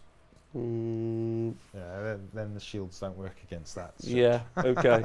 All right. Are Medusas that good though? Anymore? No. I'm just thinking. It's okay. Don't worry. I've got it. I'm just going to go back to February last year and just take my Croxagore out again. Just get their moon hammers, just punching through grots. Yeah, sweepy blows like it's Pacific Rim. Hitting no, on that doesn't sixes. work. Huh? Hitting on sixes. Yeah, hitting on sixes and striking after you've killed the other 7 Croxagore. Striking last one. So, all right. So you think, Donal? What do you think? Build a big bunch of sword and board guys. Yeah, so I think the shooters in my head are out for the reasons Nathan illustrated. When it comes to, I have 140 grots with spears and shields. and didn't mix it up with the stabbers. But with so many -1s to hit, and if you're running Geminids and you're a sloppy player, then you might want to look at the swords and boards have their uses. I think because if you get -1 hit, the swords perform much better in combat than spears. Yeah. If you don't, then they perform rough same. Not enough for me to redo my entire grot unit. Yeah, I think it is very close whether you go spears or swords. I don't think there's that much in it for you to worry about it. Just over on YouTube, just reading the comments. So I don't check that as much as I do Twitch. So thank you very much for being in there. Daniel Brett's just said, haha, fluke. I've just built 20 grots with spears. Typical. Damn it. Yeah, I don't think you need to stress too much either way. I think I've ran a lot of the math, and it just depends on your assumption. So if you assume it's the same number of models, then the stabbers win out. If you assume you have one more rank and your first 9 or 6 or 3 or netters, then the stabbers win out by like 1 wound, but it's not that much because it's still 1 wound at no rend. And does anyone really care? I mean, yeah, exactly. The thing is, if you are looking at the amount of attacks that are put out, then the shooters actually put out a similar amount to the spears, because assuming they're all going to shoot you and then charge in and stab you, because they still get the buffs in the combat phase, so they're effectively the same as the spearmen in a fight, except they're 1 inch range, so you lose that back rank if you're in a rank of 3. But then you're still going to have netters in there doing their thing, and so you're getting a load of extra attacks that get so now they get a +1 to hit with their shooting, so effectively that'll be flipped. You'll be 4s and 5s, so you'll shoot, run in, and then you'll be 5s and 2s maybe. Oh no, 5s and 3s. So maybe, because considering I said at the start I still haven't had any grots die, maybe I should run the shooters just because they're got a 6+ save. Yeah. It's just, you're just like, I really want to use this ability. Please kill my stuff. Yeah. See, and I do think with the Loon Shrine, the shooters are I think it's all pretty much of a muchness. The shooters don't get the regiment discount. Great phrase, by the way. Sorry? Great phrase, by the way. I'm going to use that all the time. What's that? Just when everyone goes, what do you think of this? I go, much of a muchness. It's much of a muchness. Much of a muchness, which is like the linguistic equivalent of being like, fuck off. No, they're all about the same. The nice thing about the shooters is if you teleported them over there, you could maybe shoot at the stuff behind the chaff line, and then charge these guys, and they can fight the chaff. They might overwhelm the chaff and kill it in a fight, and then they will have at least put a few arrows into the folk behind there if there's something that's worth shooting at behind there. That's dead fragile, that's going to bowl over to a few goblin arrows that finally hit it. So they are crap at shooting, but if you're going to shoot 60 times with them, I mean, they are going to have that's to going to do something. When we talk about spider riders, that's something I'm going to talk about, because you're going to look at combat, but you're not going to you can't forget about the shooting. So the only concern I have with the shooters though is you're rolling 60 dice that are 51 if you're running 60 and 9 netters that just don't do much. Yeah, that's true. It's true. And that does slow down time, which is a great song, but there's no time for it here. There's a question here in the chat from Warrior C27. It says, "Is it worth taking nets?" I don't even need either of you two to answer that. Because let me tell you, I played against netters since AOS 2 came out. It's the first army I faced, and it was the first thing I had to deal with, and it sucked. And it sucked for the entire 3 years, or 3.5 years, however long it's been, and it's going to suck for another 3.5 years. It's awful. So yes, take nets, spread them out evenly amongst your units. Everywhere I want to fucking charge, there's going to be a little dickhead with a net being like, ha ha ha ha ha, you're shit, and then everything misses. And that's why I've been triggered by anything that's ever been weapon skill 4. I've just been triggered. Yeah, every monster. If you go back and listen to any review, go on, Donal. Oh no, go ahead. I'll let you finish and then. No, that's it. I was just going for a list of monsters that hit on 4s, and I was like, this is just upsetting me. Go on, after you. I'm really tempted if I'm playing against a monster, to leave like a little gap for them to get through, and my opponent to think, oh, he's been an idiot, leaving a gap for my netters to charge, and that's where I put out my fanatics. That's trolling. This is where I want. No. Yeah. Oh look, there's no netters here. No netters. Charge here. Charge. To be honest, this balls. That would be work. That would work on me. So what really upsets me is they just paint us as the other fucking, I don't know, 51 dickheads in the unit. Yeah, and you're like, yeah, there's a netter, and I'm like, oh yeah, so sorry, I didn't bring a magnifying glass to this battle. Yeah, to see where your tiny debuff models are. Yeah, because you're not painting them a different colour at least. Yeah, that's helpful for me. I'm so sorry. I think it's worth mentioning that unit champion should always be the netter. God. Yeah, that's. I mean, if you're going to play properly, you might as well. Yeah, I mean, yeah, that's something I've never picked up on, and ever since you've done that, I've been like, yeah, that's a great idea. Why? Definitely. Well, he gets +1 to hit. God. Yeah, so your netter full strength is doing 3 attacks, 3s and 3s, no rend, whatever. But 3s and 3s with 3 attacks. That's pretty good. That's really good. That's before you feed him snuffler squigs, mushrooms, Exactly. and puffshoom spores, and he's fighting underneath the light of the bad moon.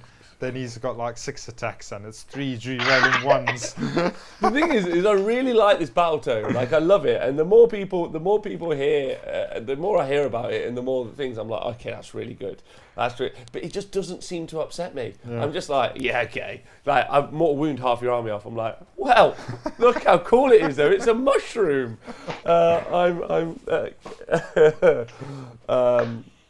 Okay, all right. So I hope that answers people's questions at home about stabbers and shooters, because obviously people are going to be building their army from the start.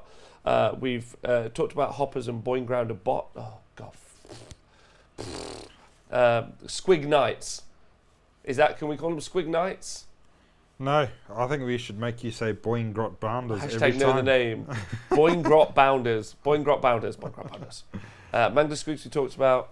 So I think we've covered so far. We've covered that section of the Moon Clan, which is like all the GITZ the Moon and Clan. shit. Yeah, we've not gone over the fanatics that much. I mean, yes, the fanatics are pretty much the same as they ever were. The best thing ever. So there you go. No, so you got the Spore Splatter fanatics, which are an interesting new unit, which I've not had a chance to play with on the table. Well, I've not played, but even in our little experimenting things, and I think there's a role for them potentially. But I actually love them in Grot lists. Yeah.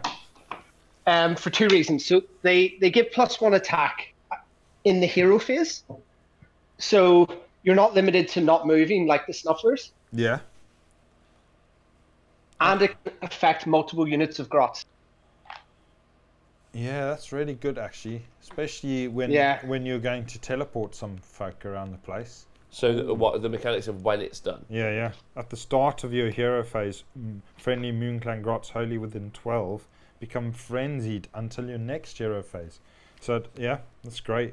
Add 1 to the attacks characteristic of melee weapons used by frenzied units. And that's going to affect everyone, right? That like. No, so it's only Moon Clan Grots. Well, so that's only your stabbers and your shooters.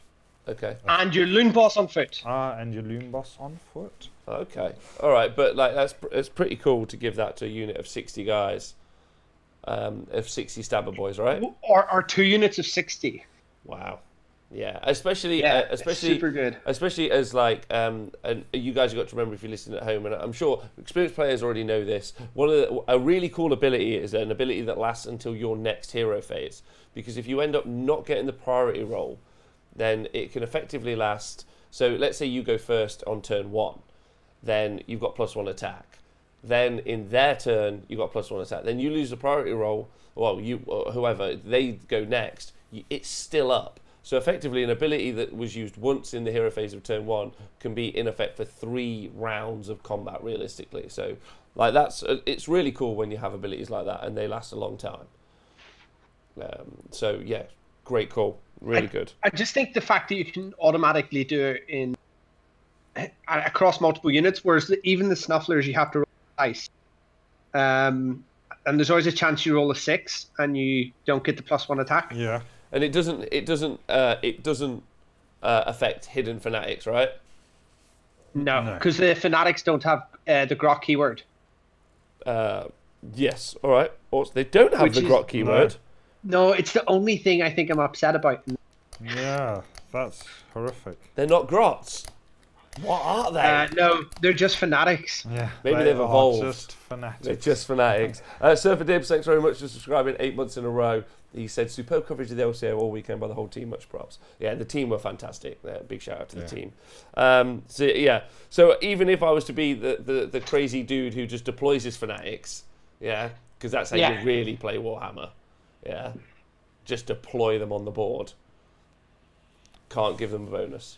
Well, yeah, and these guys have to deploy on the board. Yeah, so the Spore Splatter have to go on the board, and the other ones can't go on the board, I think. Heartbreak. Yeah. Yeah, you must pick a friendly unit. So, so you have. So if you want to use the or you could be really ballsy. I don't have any Moonclan Grots. They're automatically dead. Imagine the psych out. Imagine you were to play someone and be like, so I have 5 Loon Smasher Fanatics, but I actually don't have any Moonclan Grots in my army, so they're automatically dead. So you've already killed a unit, and then your opponent look at you like, what the fuck is happening? Yeah. Also, here's some other spells. Get ready, baby. Yeah. You can play with half of these come the end of the first turn. What's going on? Oh, wow. Okay. Love that. Yeah, that's... Okay, so the Fanatics, the big question is, unit of 15, the Loon Smasher one specifically, yeah? Do we think it's a thing? Is it going to happen? Like, is it a big deal? Personally, like, you need shooting to take them out. That's the problem. Or you can weather that round of combat. What do you think? Sorry, so the Loon Smasher ones you're talking about? Yeah, the proper Fanatics. Yeah, because you're not sports players likely to want to charge them ever. That's my point. Yeah. So you need to deal with them with shooting or something else. But when they get triggered, it's when you're hoping to charge something. Yes. So it's either going to put you off charging what you were planning to charge. But can't you charge them at something and then the grots at something else? Yeah, so, yeah. And then if the grot players release them and charge them into you, and if you haven't managed to kill them, if they've just wiped out whatever they fought, then yes, you're going to want some guns or bows and arrows to deal with them, because you probably don't want to charge them ever. And that's because, if you guys are wondering why, they get to strike first, basically. So they get to go before everyone else. Yeah, so like you need something ranged to deal with them, is my point. Like, and I'm fine. Like, my army is like a mixed arms army, so it's all right. But like, does that mean like let's take the past 6 months into account, really, from Warhammer and the armies we've seen do well. Do we think 15 Fanatics in that environment would have been a big deal? Yeah, definitely. I think in a low shooting environment, a unit of 15 Fanatics would be devastating. Yeah, it would be horrible. Worth their points and more? Well, worth their points. I mean, it's tough. I don't know if they're A, reliable enough, and B, other than Hand of Gork, there's no real way to get them across the board easily. Yeah. Which is my concern. But don't grots just get across the board easy enough? No, so... Yes. Yeah, so you obviously still got the +2 to run. Yeah. You've got so many command points, you're going to be running 6 inches every day of the week. Every grot, just on a treadmill, it's just like inside the cave. We are going to be the army of Usain Bolts.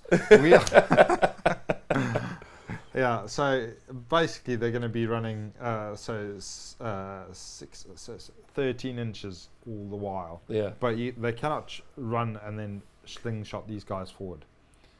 So they've lost that ability, which sad face, but I guess you can't have everything. You can't have everything. You've got a unit of 15 back, if that makes you happy. Yeah. So, yeah, but then, yeah, you've run up the board and you've taken the space. So now they're going to charge you, and then you can release your fanatics, or you can let them charge you, bounce off because you're hardcore grots, and then release your fanatics. So yeah, it's all. Yeah, because you were talking, Donal. We talked about Hammer and Anvil earlier, like talking about the Boeing Grounder. Oh, Boeing Grot Bounders. Boeing Grot Bounders. Boeing Grot Bounders. Talking about the BBs, the babies, and doing Hammer and Anvil. Surely just sticking the fanatics inside the unit, that's the Hammer and Anvil you need, right? And you keep them safe from shooting, because they can keep hammering at your your Anvil unit. They can be like, oh, shoot it a bit, magic it, but then you can't debuff the fanatics. They're just potently safe. Yeah, that's true. Oh. At the weekend, I made a point to Mikey while we were doing commentary, and then he looked at me and he went, "I can't really say anything when you make a really salient point, Rob. You just all you can really do is agree." And I was like, "Okay." Yeah. I maybe should phrase it as a question.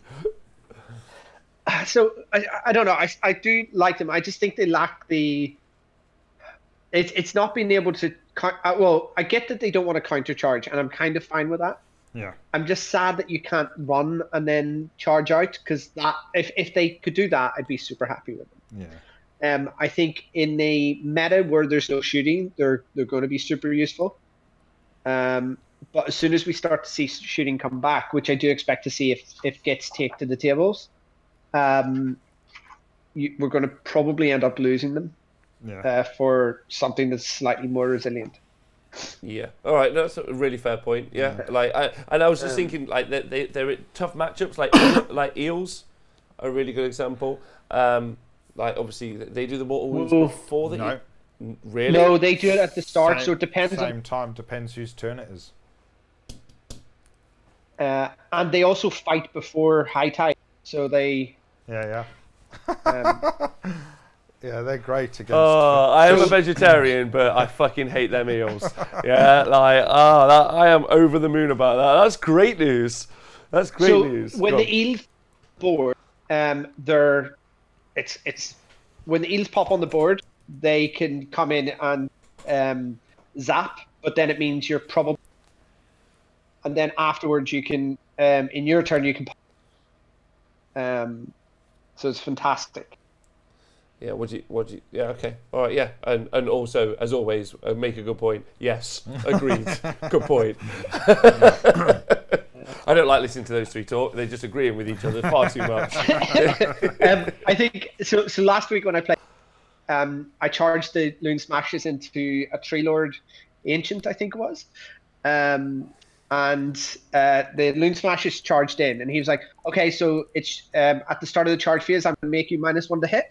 And I turned around to him, I'm like, no, I'm going to attack you first. And then you can make me -1 to hit.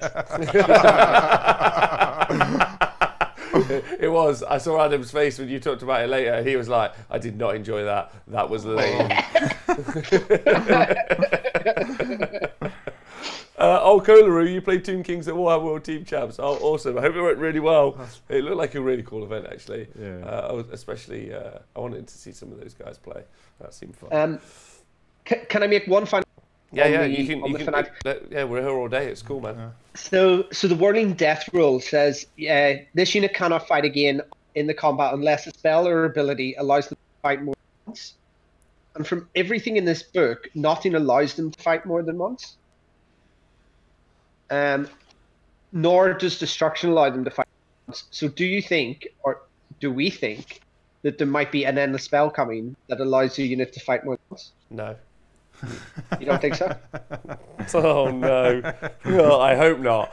But that was an emotional reaction. I'm so sorry. There's no factual base to that. That's just. It's potentially that, Donal, or maybe in the General's Handbook 2000 and whatever the heck it is, the next General's Handbook, the destruction ability might allow us to fight more than once. Yeah, that's true. It's in the core rulebook, so I don't know if they're cheating. Yeah, true. Okay. So yeah, maybe we'll see an endless spell. Maybe they'll open up a new realm where everyone can fight 9 times. The gladiatorial realm. Ironjaw Commander coming. Who knows? Yeah. Yes, that'd be fun. What I really enjoyed about this book is Ironjaw's players were like, "Oh, our army's got better thanks to this book," and I was like, "Oh, poor Ironjaws." Well, they assume we haven't seen the out for Ironjaws. Pardon me? I don't think so. Have we? What, a buff for Ironjaws? No. Do we know that Ironjaw? Because I think it's just assumed, right?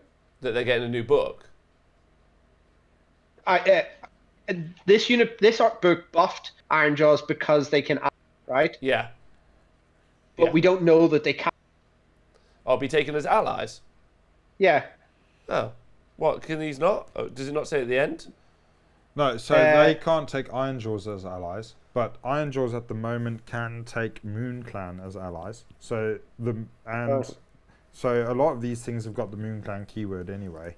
So I do think you'll probably see some Madcap Shamans in Ironjaws, because I do think their basic spell, we haven't gone over the Moon Clan Shaman, but his basic spell, -1 to hit against shooting. Well, I know there's not a lot of shooting, but that's a nice little buff for Ironjaws, because they generally have like a Death Star type unit. A lot of people will play with a big unit of Brutes or a big unit of Ard Boys or something like that.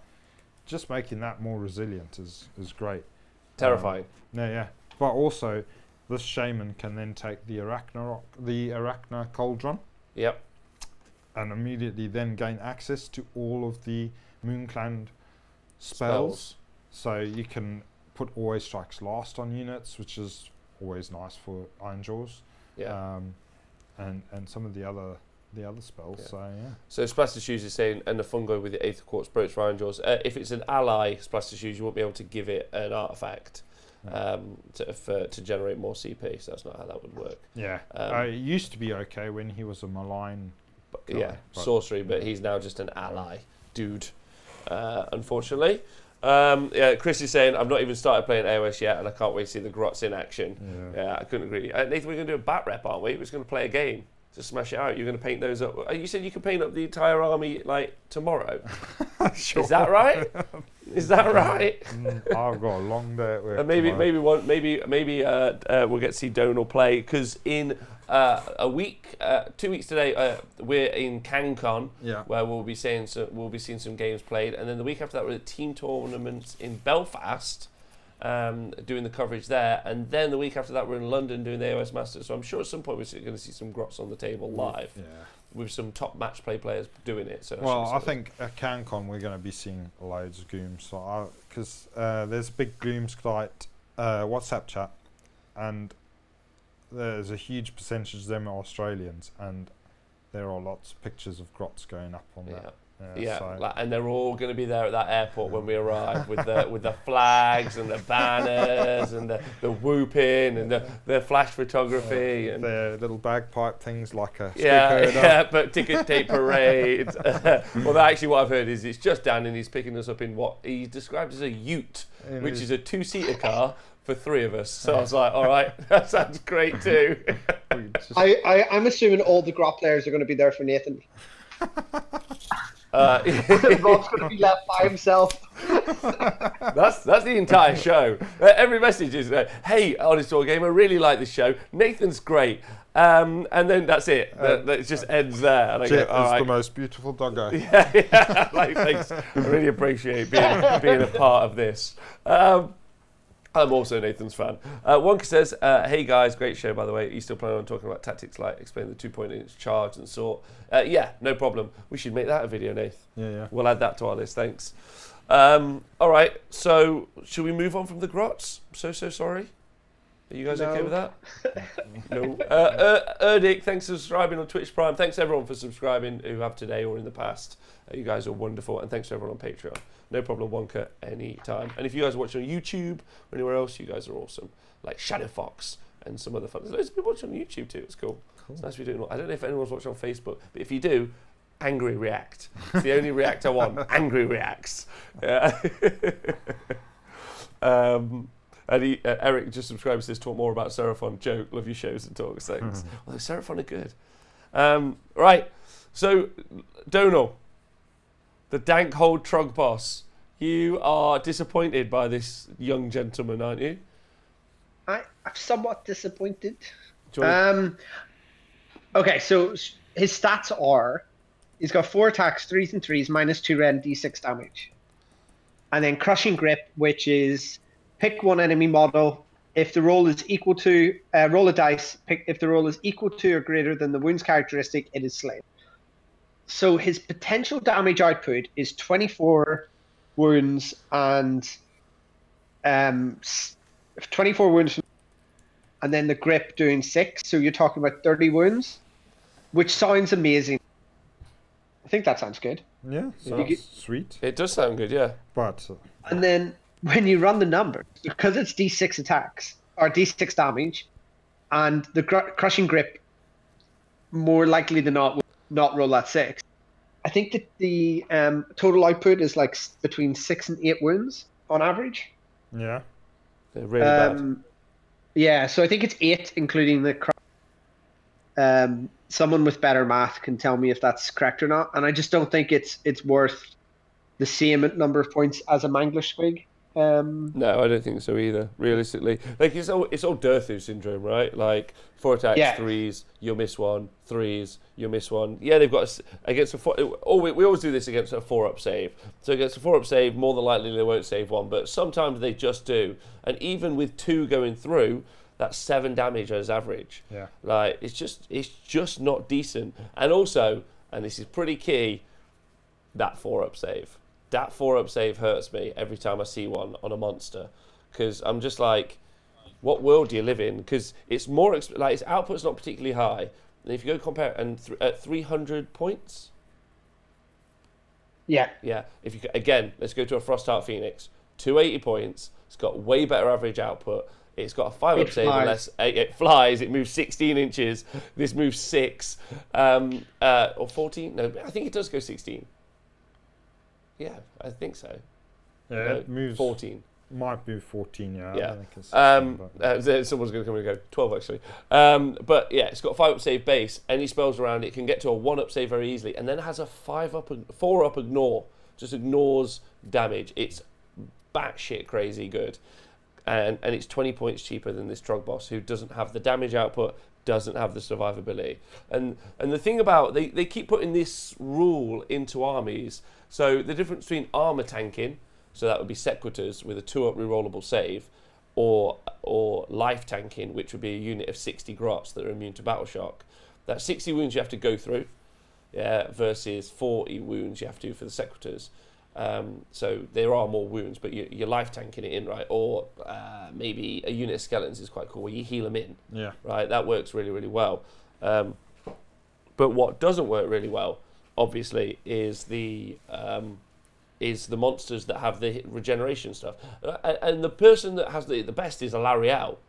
The amount of times I've seen a Lariel just like go in and go, I heal D6, I heal D3, I heal another D3. It's like, well, someone just goes, well, I'm going to put my whole army into you and you'll be dead in a turn.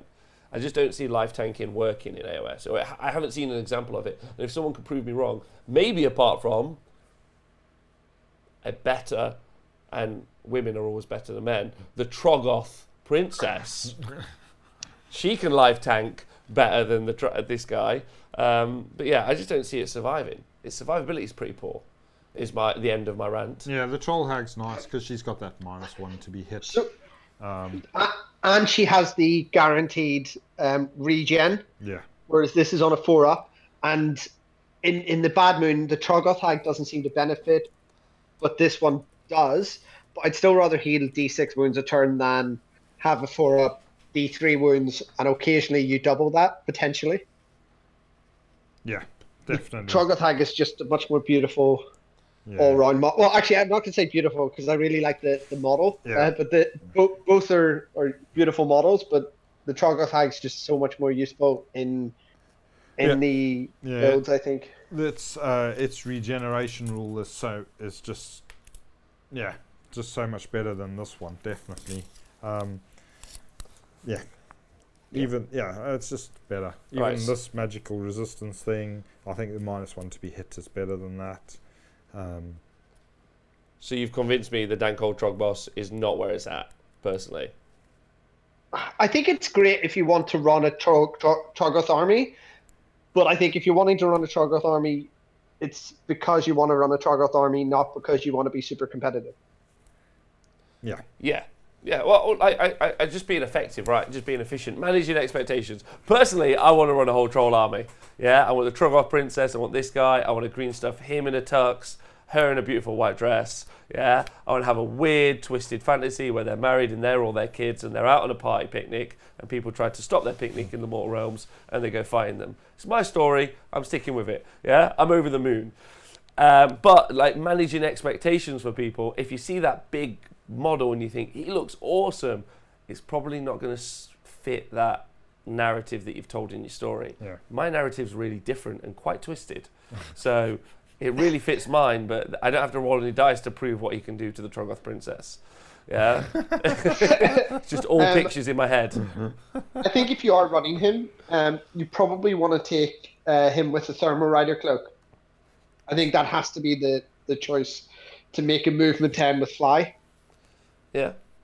Yeah. But then what does he do when he gets there? Dies and does no damage. Yes, but at least At least he's got there. At least he's got there. Yeah, and he's leading from the front as opposed to lagging behind the grots running ahead.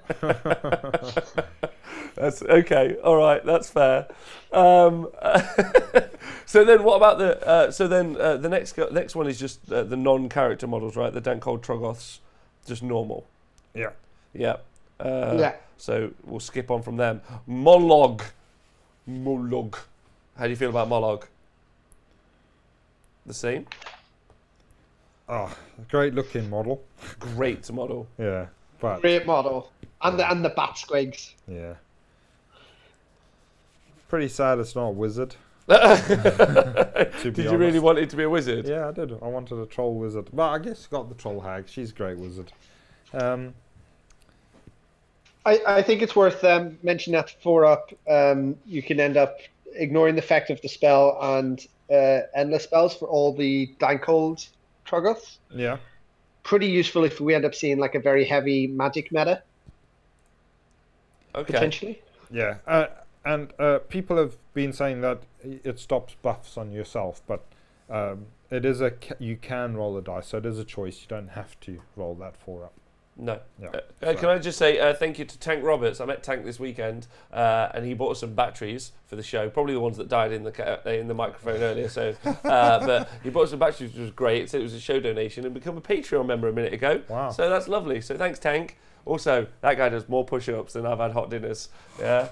Tank by name, Tank by nature. But sorry to interrupt you both. Cool. Continue on. Yeah. So Molog, it has got the same. Don't assume. Regeneration stuff, the reassuring presence, the magical resistance. He's got weird attack with his club. It's just does some mortal wounds on a 1 nothing happens, on a 2-3 it just 1 mortal wound, and on a 4 it does D3 mortal wounds. So it's like the Retributor Star Soul Mace thing that they've got, I think similar to that. It's 2 attacks. Okay.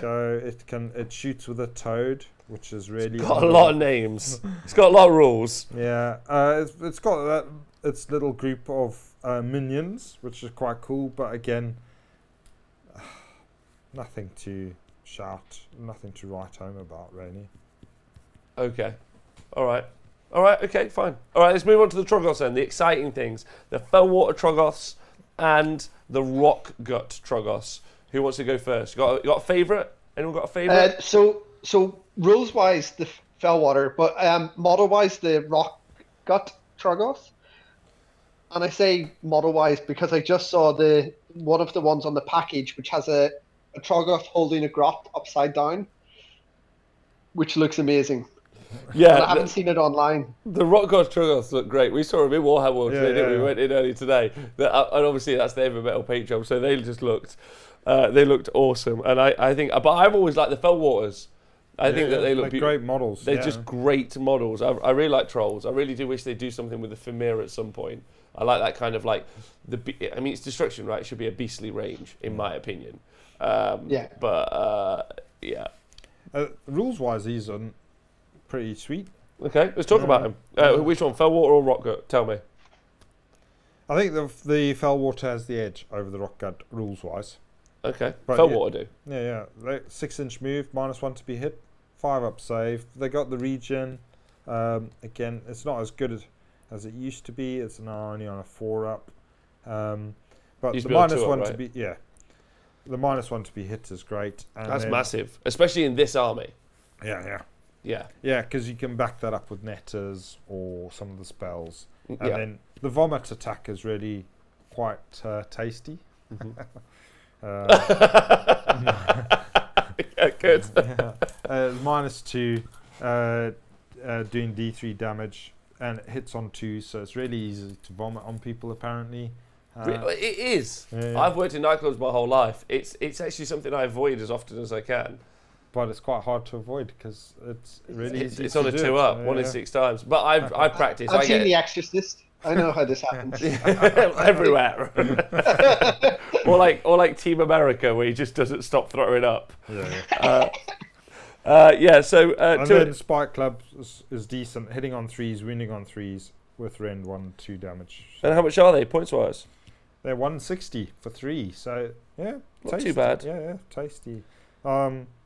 I think it's for me. It's the fact it's 4 attacks, 3s and 3s, and also they're -1 to hit natively. Yeah, they're actually good. They're actually They good. sit so well. If I compare them to like my bull centaurs, right? Yeah. For instance, they've got like they're effectively gore grunters, and I think you can make the same kind of conversation here. Yeah. The -1 to hit, I don't have that, so that's cool. They both of those 2 units have a better save, but the -1 to hit I feel is a little bit better, especially inside this army. Yeah. Like you got to look at its internal synergies as well. But really, those 4 attacks, 3s, rend 1, 2 damage. Croxagore would love that. Like that's just brilliant. Like and like we said before, 4s to hit is a little bit problematic in Age of Sigmar at the minute because of this army, because of how much -1s to hit that there's going to be, and a bunch of other armies where there's -1. Well, not a bunch, but some where there are other armies flying around. So yeah, and Zenminis is saying in the chat, so happy they made it 3-ups. Not 4-ups. So yeah, so I think that's really cool. 160 is, can they go fast enough? So they've got a 12-inch threat range with the 6, and the 6 are pretty sick. Yeah. Nothing. No. Just on my own. You're on your own there. Yeah. So actually, 12 attacks out of that unit, 3s and 3s, rend 1-2 damage. Yeah. And they get stuck in, right? And they're at that nice wound. Like, I mean, those 4+ wounds, like 3 of them could go into like some alright units and be okay. Yeah. Yeah. I think the only risk or concern I have about them is that they are Bravery 5. Yes. Yeah. Yes. So you lose 1, it's already a risk. It's already a risky bit. It's a risky proposition, right? Yeah. Yeah. And although you've got all the command points, it's just you're going to be struggling to have all your heroes in the right places to give that inspiring presence to units. So yeah. Well, particularly this unit, which you want to be as aggressive as possible with. Yeah. I think turn 1 you can just sit in near the bubble of the shine, but then beyond that you probably need to start pushing out. On the other hand, it's a good backup, sort of the role I was suggesting for the unit of 10 Boingrots. You could have a very similar role with these guys, and you're just running Troggoths instead of the Boingrots. Yeah. Yeah. It's always pointed out that's why you take the Trog boss, because he lets you he gives you +1 bravery to those units and lets you reroll hit rolls of 1 made by friendly Troggoth units. But you can save those points and just take a burning head, right? And they're already immune to battle shot. I mean, you can take command points coming out your wazoo. They're decent. Is there a unit cap? And do you get a bit like a horde discount or not? Are they just 160 just flat base? Yeah, I don't think you get a horde discount on these. No, okay. The -2 so. though, I know there's a lot of mortal wounds. No, you don't. No, yeah. Maximum 12. 12. Okay. Yeah. 12 of these would be funny though. Like, Yeah, +1 bravery. Yeah. Well, I mean, 10. just have a character behind them, making them immune to battle shock, and then just be like 12-6, get ready. Because that -2 is like, that's cool. That actually, this army's got mortal wounds, like where it wants it, but that's pretty decent. And then that would be a ton of attacks. And what is it, 160? So that comparable to my Kadai. Actually, they're exactly like my Kadai, but they don't ignore rend. But then they're -1 to hit, but they're much slower. Yeah. They are much slower. Much slower, yeah. All right. Okay, that's a good point, actually. Okay, so then the Rock Guts, same stats, bravery 5, 5 up save, move 6 and 4. So they haven't got the -1, they've got a 5 up ignore. Okay, and what do you get these in? Units of 3? Yeah, same points. 5 up ignore and more on a 5+. Roll dice each time you allocate a wound or mortal wound, so 5+ damage prevention roll. And they do heal, same as before. Yeah. In your shooting phase, pick one enemy within 12 inches of this unit and visible to it. Roll a dice. If the roll is equal to or less than the number of models in this unit, suffers D3 mortal wounds. So you can just take loads of like MSU of these and just do D3 mortal wounds around you. Yeah. Like Oprah with candles. Exactly like You get a rock. You get a rock. That's actually quite... And in close combat, 2 attacks each, 3s, rend 2, 3 damage. Sounds great on paper. How much do they cost? So same points as the fell water. 160? Yeah. So my Bull Centaur Torok in my Chaos Dwarf army is amazing. I use him all the time, and his loadout is, and he's 160 points, 7 wounds with a 4 up save. I give him 1 artifact. My army can have 1 artifact, so I take no battalions. It's 1 artifact, and it's the armor of Bazrak the Cruel, which is the 5 up ignore, exactly like these guys have. Yeah. He moves 8, so he's a little bit faster, and he's got 1 better save, but he's got 7 wounds. So unit of 3 of these would have 12 wounds. Yeah. And he has 5 attacks, 3s, rend 2, 3 damage. But these would have 6 attacks, 3s, rend 2, 3 damage, and they also heal. Yeah. Yeah, man. Yeah. Oh, and he doesn't have the shooting attack. Yeah. These are And that okay. shooting attack is an ability, so they can still run into it, which is cool. You're right. These are good. These are great. Yeah, and 12-inch range is pretty nice, I think. That's what she said. Not around me. Or me. Or me. Or me. Don't you worry. Yeah. These are really good. And these are cool models as well. Yeah, they are. Yeah, that's actually really good. I like that. Wow. All right. Like, I'm just saying in comparison. I mean, my army also has like a bunch of shooting from the Fireglaves and a bunch of other stuff, and I only commit 1 Torok, but I have actually tried double Torok the other day, so that would be like running 2 units of these Troggoths, and it was solid. I would never take these in a single unit unless there was a way to give them a really good buff that added +1 attack or added like +1 to hit. Like, if I could do anything like that, I would. Otherwise, I'd just be taking units of 3, because I'd just be like... More boulders, the better. More boulders, the better, because that's, like, mortal wounds, it's pretty cool. Yeah. Yeah. That's pretty solid, right? Yeah. And it can sit on... Although you have to roll a 1d3, which is weird. Pick it. Yeah. Yeah. It's all right, isn't it? It's cool. The rock good Yeah, you're shield just not rolling like, oh, I need to roll a 4 up. It's like, no, I need to roll less than 4. Yeah. Yeah, fix... it's Thundergore says in the chat, fix roxanets instead of bayonets. So, yeah, I'm into these. And I really like the models. Oh, thank you, Games Workshop. Oh, yes. I'm so excited by the unlucky grot, though. I can't believe I haven't seen it online. Like, there's nothing in the book. It's not in the book. It's not in the any of the community articles. I think it's the best model. Really? It's in the Moonclan WhatsApp chat, which we'll put it in the Discord chat later. Thanks. But it's a rock gut holding up a grot upside down, and on the picture it just says unlucky grot and hasn't pointed to him. It's just fantastic. All right, I'm going to Pretty check sure it it's out. in the display case set. Yeah, we saw it today. It looked great. Yeah, I like these. Oh, yes, Games Workshop. Yes! Woohoo! Oh, these look cool as well. I really want to paint these up. Oh, fuck yeah. Rock Gut Troggoths. All right, I like them. The boss sucks. I'm just saying it, and I'm so sorry. But yeah, that's cool. Oh my god! All right, so so the foul water and the rock cut are both pretty sweet. Yeah, especially they're just different. Yeah. They're just very different. And the hag is back up to 16 wounds, which is awesome sauce for everyone. Oh wait, and Donal, you had one quest. If you take the Troggoth hag, does that make these Troggoth's battle line? It doesn't, but what? They do become battle line for the Trog boss if the Trog boss is the general, which I think is close. Yeah, so the patriarchy win once again. Is that what we're saying? 2019. Why can't a lady lead an army? What's going on? Go and play Daughters of Cain. That's not a lady. That's like.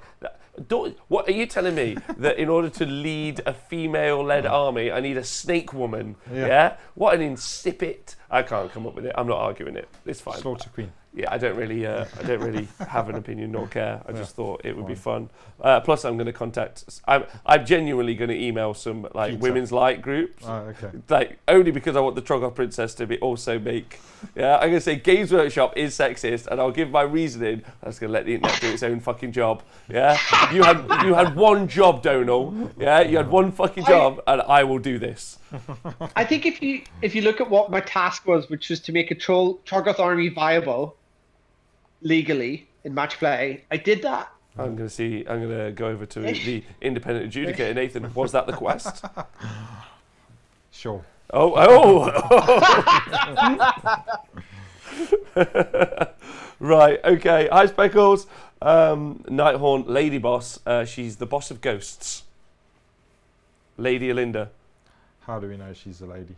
It's literally in the name, lady. Also, she's a ghost. So, name has got nothing to do with it. That's true. We need to see proof.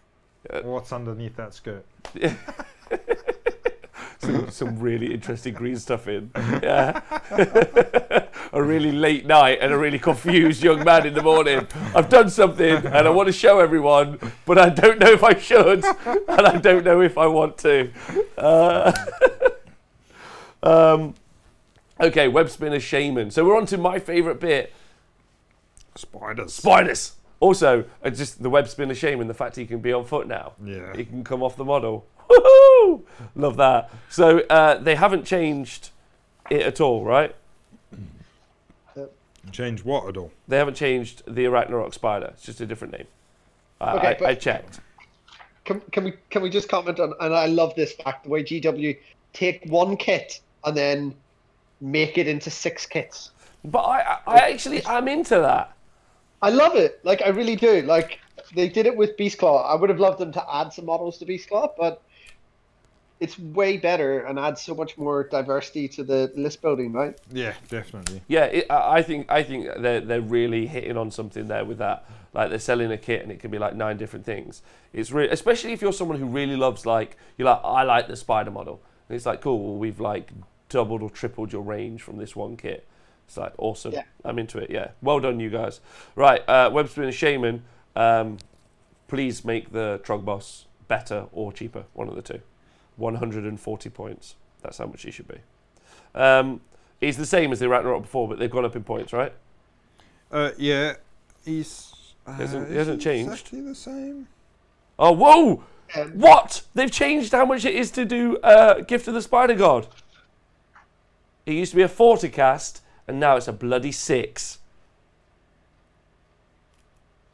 But if you do roll a 10 or more, it becomes D3 different friendly Spider Fang units. All right. Yeah. Yeah. He also has +1. He has +1 to casting and unbinding. Is that not? Yeah, that's fine. Yeah, that's new, and that's new. good. And he's got a Prophet of the Spider awesome. God. Yeah, so he's if got the that model as well. is your general, you can add 2 to bravery characteristic of all friendly spiders. Which is massively, you need that because the spiders just run away all day long.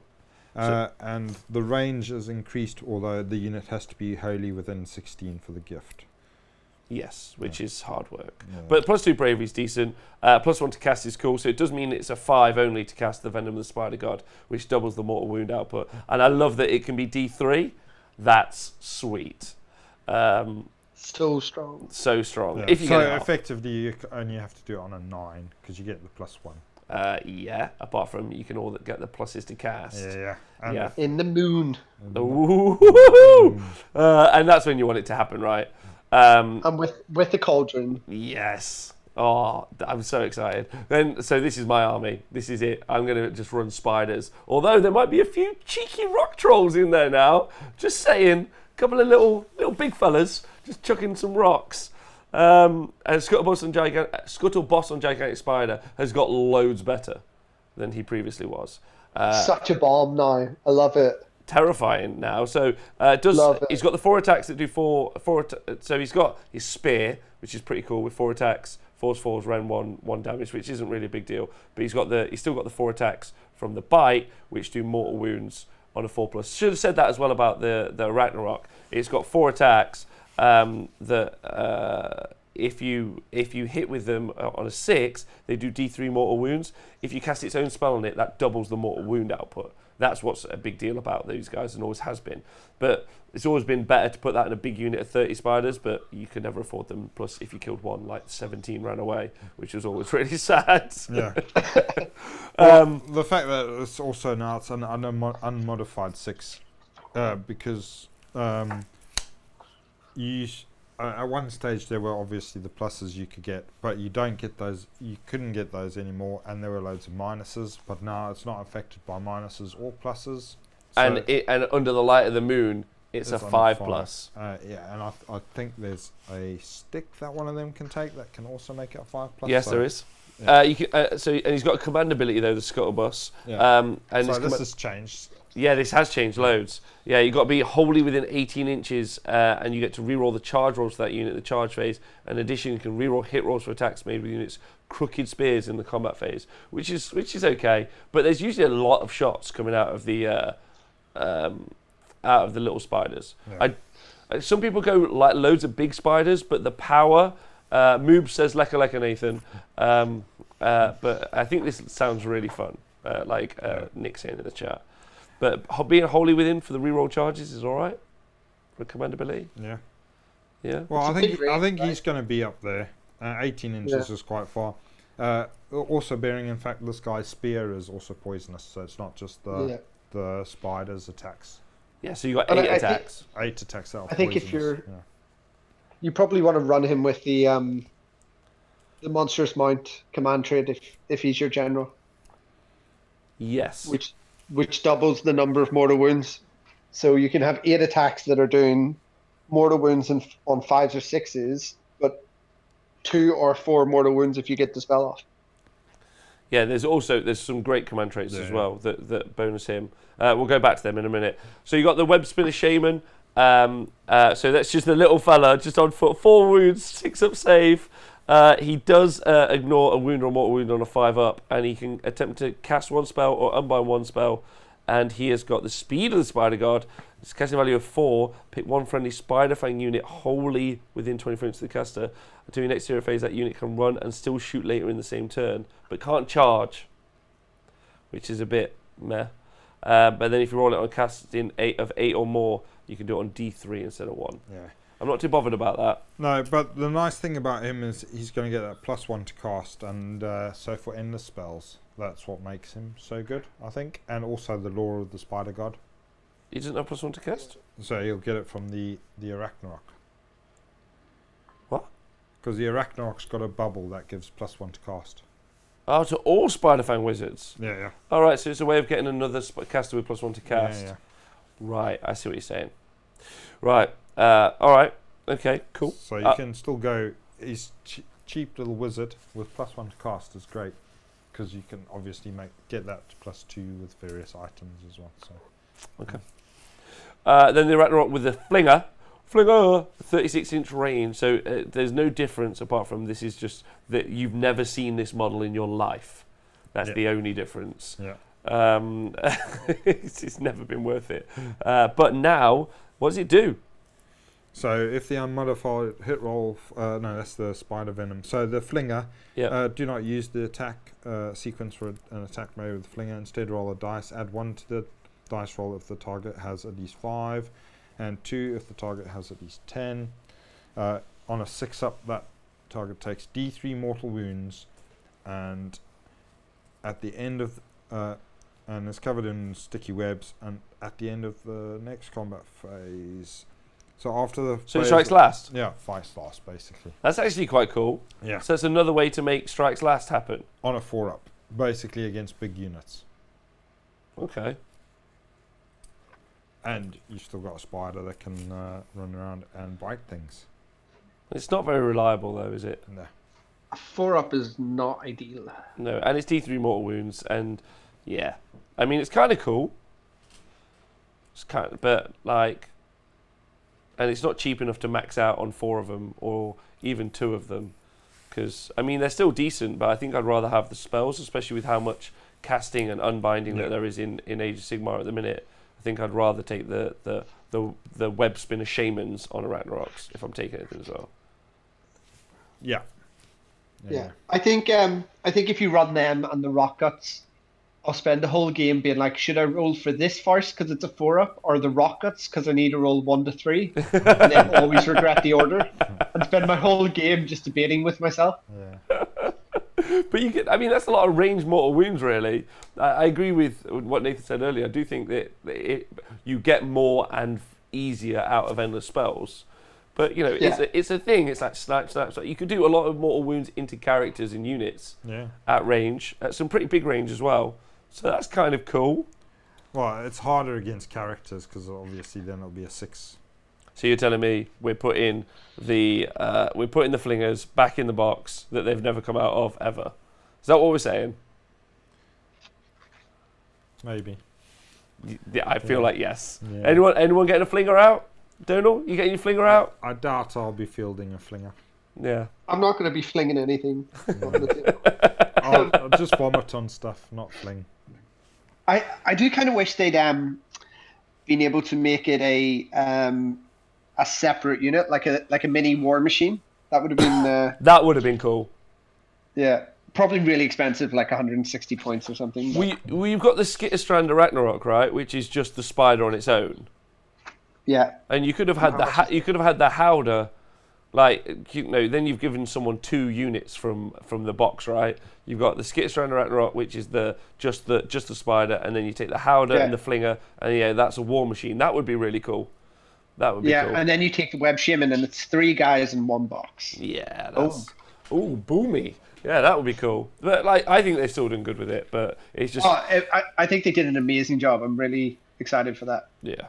All right, and then you've got the War Party. You can reroll run and charge rolls for this particular Ragnarok.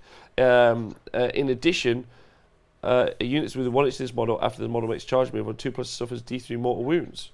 So and it's just got more spider bow attacks, gone up to 10, and it's got more crooked spear attacks, which are all 5s and 4s. So this is the worst one. I don't know. I think the flinger one is still the worst. Okay, all right. So it's still all. So you're still doing all the same things. What about my little baby spider riders? Oh wait, there's still one more fella, isn't there? The Skitterstrand of Ragnarok. Yeah. So you can do an ambush with this, can't you? Send setting this model on the battlefield, you can place to one side and say it's set up as a reserve unit. At the end of your movement phase, you can set up 1 or more of the reserve units that are in ambush on the battlefield more than 9 ready for the enemy units. Any reserve units that are ambushed and not set up on the battlefield before the 4th battle round, which is the first time we've seen this in AOS. Yeah, I think. Is it? Isn't it? I thought Stormcast had something like that. Yeah, Stormcast have it on a... but Stormcast have it on by the 3rd... No, do they? They have to put it up. Don't remember. You have to put it down on the 1st turn, right? No, that's the old Stormcast. They've had so many Stormcasts. Yeah, The fucking Christ. Who the hell knows? But with Beasts of Chaos, they have to come out 1st turn, don't they? Yeah, Beast Guys have to come out 1st turn. Nighthaunt do. Thank you very much, Speckles, you big lovely man. Okay, but that's cool. I like that. And it's just a normal. It's the Ragnarok without the guy on top. That's it. Is it cheaper? Yeah, he's a bit cheaper. He's 2. Like, I don't know. I'll find out. But I tell you what, having a monster pop up in your back lines is not what you want. I played Chris Myhill, and he summoned. He summoned. No, I didn't. I played Rick Myhill, and he summoned a Chimera on turn 2 into my back lines, and I was like, That is a lot more than I want to deal with. Like, ambushing units should be small and dainty and like ninja-like. It should not be a giant monster. Yeah. So it's 260 for this ambushing one, the Skitterstrand. The War Party one is 250. Okay. And then the Flinger one is 270, and then the Wizard one is 300. Okay. I do think the Wizard one's just the obvious choice. Yeah, I think so too. I think the ambushing one is cool. Yeah. It's cool in the nest, so you can have in the battalion, so you can have 2 to 3, and then you add 1 to charge rolls for models within this battalion for each model that was set up in that turn. So if you can have 3 pop up, you get +3 to the charge of each of them, which is like a mini Sureheart, but with spiders. Yeah. That's pretty cool. Which is, again, it's just better, right? Like, Yeah. I mean, it's just better because it's spiders. Yeah, all day long. Yeah, 100%. Right, what about my boys? Oh, movement 10, Spider Riders. So they got faster. Yes! And you can also make them +2 movement as well. No. So movement 12. I like how the gigantic spider forgot to increase his speed. Yeah, I agree. You guys run ahead. It's fine. I'm going to chill out with the Trog boss over here. Yeah, I'm slower because I'm bigger. Yeah, brilliant. But 2 wounds, 5 up saves, so the classic, and that horrible bravery 4, which means, especially on multi-wound models, because you can have a unit of 30 of these, right? Yeah. Yeah, baby. Yeah. If you could see, my nipples are so wrecked right now. It's so good, though. It's so good. And then they've got the crooked spears. Have they lost their bows? No, they have them. Oh. What are you looking at? Spider bow. Whew. I just didn't see it, like blind. I was like, where are you? They can run and shoot with the spell that you're always going to cast. Which I'm never going to cast because I only charge. So that was the command trait. There's a spell which gives you the run and shoot and charge. It's called Is it different? Is it a different Ragnarok spell? No, it's from the lore of the Spider Fangs. Right, good. Okay. All right. It's called Scuttling Terrors. Cast on a 7. Pick 1 Spider Fang unit wholly within 24 of the caster. That unit can run and still shoot and or charge later in the same turn. So what about the shaman that just lets me run and shoot? It's easier to cast with him. But his spell is just run and shoot. Yeah, his one is just run and shoot. So there's another spell that's run, shoot, and charge. Yeah. So just never easier to cast. So never cast. Well, if you're going to be charging with one unit and then you don't want to charge with the other unit but still run them up to shoot, then you might cast it, but you're more likely to do Scuttling Terrors, aren't you? Yeah, every time. Yeah. All right, so Scuttling Terrors, and on my unit of 30, fuck, I'm so excited. They get +2 to run rolls, so now they're going D6 +2, and their movement 12. So their movement 14 plus a D6. They're +2 bravery. If they've got a totem, so bravery 6, still terrible. But they've still got the spider venom, so they can do mortal wounds on 6, which they can double, obviously, thanks to the gift of the spider god. It's called something else now, venom, but the spider god. And they can ignore terrain as if it wasn't there, so just pass straight over it. So I can still just blitz you turn 1 with 30 spider riders. Yeah. But I'll do it on turn 2, so I'm doing it under the light of the moon, so all my mortal wounds happen on 5s. Yeah, or else you do it with your Arachnarch on toe that's carrying the totem of the spider god, because that's effectively the same thing.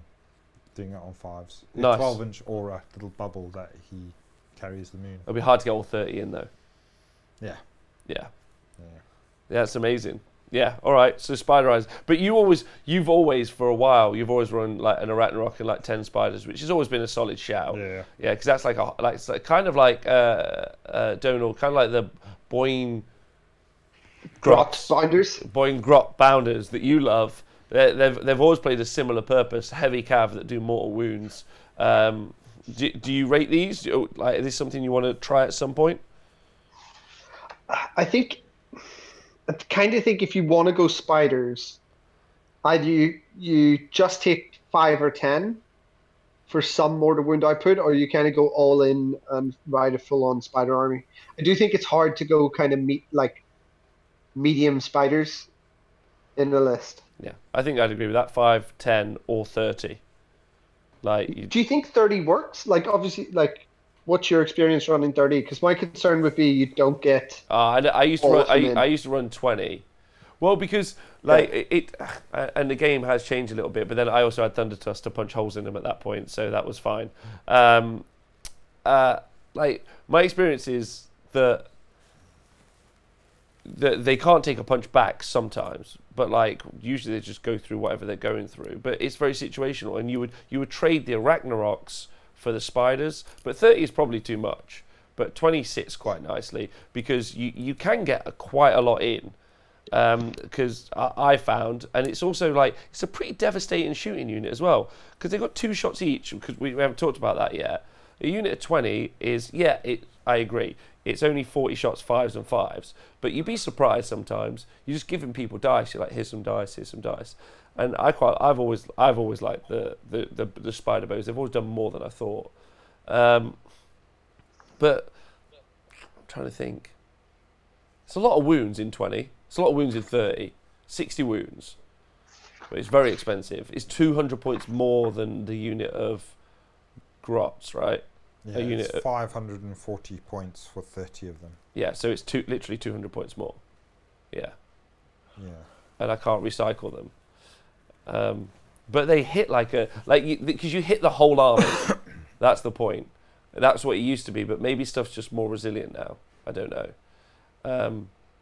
I think there could be a list with an Arachnarok and 20 spiders, and then you look at like the Loon King. Because I feel like if you wanted to play around the Bad Moon, which I know we said was bait earlier, there's probably a list that will go like 3 out of 5 games. Like the combo's going to come off, and it's just going to upset your opponents. Yeah, I mean, maybe 2 out of 5 games. I mean, the Wallcrawler thing's pretty good, and they're lightning fast. Yeah. They are lightning fast. Like with that setup that we just talked about, you haven't even added cogs. Yeah. As an example, so these guys could effectively be going 16 base, plus a d6 for run, plus a 2d6 plus 2 for charge. So they can be where most people don't want you to be. And it is like you've got an Arachnarok in there at least to do that. You've got cogs in there at least to do that. But that isn't a whole army. You do have other stuff in the army as well. And like Super Snakes Games in the chat is saying 500 points for 60 wounds. It's probably quite a lot of points for 60 wounds. Yeah. But this army, if anything, the Moonclan Grot army is the army that can stop damage coming back, whether that be minus to hit, striking last, like that. They have some pretty solid defensive mechanics, right? Yeah. The only thing is that they don't fly, and I think that's where the Boing Grot Riders, fuck me. Yeah, the Bounders. I think that's where they are better because they just jump over the top. Yeah. But you can do so many mortal wounds. So many. And I do love mortal wounds. They're the bestest. Especially Sequitors, Ghosts. Like, sometimes I wouldn't even roll the spear attacks. I just do the fangs. That's wrong. You've got to let them grots fight. That's what they don't want to fight. They want to shoot bows and let the spiders bite. But you're probably right, Donal. It's probably just my like mad lust for power that's pushing me towards it. I mean, versus the Boing Grots, they are so much faster though and reliable, right? And I think that's something people are going to get frustrated about when it comes to the Squigs. Yeah. Yeah, you can't guarantee that they are going to roll that far. Whereas you can stack this, so these guys are probably on average they're charging something crazy like 26 inches from where they started. And just they treat the entire board as being flat, which is pretty like that's the thing, right? That's pretty good. I mean, they are. So you can use in a mixed army with where you got the Moonclan and the Spider Riders. So obviously you can still hand a gawk these guys around if you want to set them up for other. Well, you're not likely to make that charge, and they're fast enough to do it anyway. But there is that option. Itchy Nuisance is great with these guys, just making the units that they're fighting always strikes last. Yeah. So they do work well with the spells. And then the spells that the Lord of the Spiderfang spells that you've got, the Scuttling Terrors, which we've mentioned, where they got the run and charge, run and shoot, sweet as anything. And I don't know, sneaky distraction. I like sneaky distraction. Yeah, that's pretty solid. That's great. So making your opponents -1. So again, if you've got a mixed army, mixed Moon Clan and spiders, get some netters involved as well. Yeah. Or All right. Geminids, or the Troll Hag, or all 4 of them to make them -4 if you really hate them. And who says I don't? And you can take the Spider Rider Skitter Swarm, right? So the Scuttle Boss on Gigantic Spider, the 3 units of Spider Riders. So now you've got like a pretty low drop army if you really commit to them. And it's 3+ units of Spider Riders, so you can just keep going. And that gives add 2 inches to the move characteristic of units from this battalion. So added on to what we said before is another 2-inch movement, plus an artifact, which is another artifact on another Ragnarok, because that's where they're going. Yeah. Right, which I think is the right way to go. Well, And, unless you want to buff that Scuttle Boss up. I mean, you can buff him up. He's actually got a thing that doubles his mortal wound output as well. So you can then put the spell on him, so he doubles up the double, which I know, Donal, you're excited by. I love doubling a double. Yeah, love doubling the double. So he could potentially be doing like, I mean, if he maxes out, which is obviously dumb, and he isn't gonna, he could be doing 32 mortal wounds. Just that gigantic big boss on the spider, which is. And that's before you add artifacts to him. No, that's when you add the artifact to him. Oh no, is it command trait? No, it isn't. Yeah. So it's a command trait. There's an artifact that does pick a melee weapon, which would be a spear. If it does mortal wounds on a 6, then you add D3 mortal wounds. Okay. No. So you can go up to 44 with him. Pretty good. So he's a little bomb that just runs around that you have to deal with, and you will because he's only 6 wounds. But if someone doesn't have shooting, and hasn't prioritized him, he can be quite concerning, I think. Yeah, and with the Lookout, sir, that's quite fun because you are making them really use their shooting to concentrate on them, which means that then you're leaving the Spider Riders alone, and they're gonna also hit like a truck. So, Yeah, and you got the Ragnarok Spider Cluster, which is you can reroll hit rolls of 1 for attacks made by models from this battalion, while it's within 6 inches of another model from this battalion. That's 2 to 4 Ragnarok Spiders with flingers or war parties. Oh no, never mind. What's wrong? With flingers or Spiderfang war parties, I don't want any of those. If you want to make the flingers more reliable, so it's a 4-up re-rolling 1s. No, I don't want to. I don't want to take them.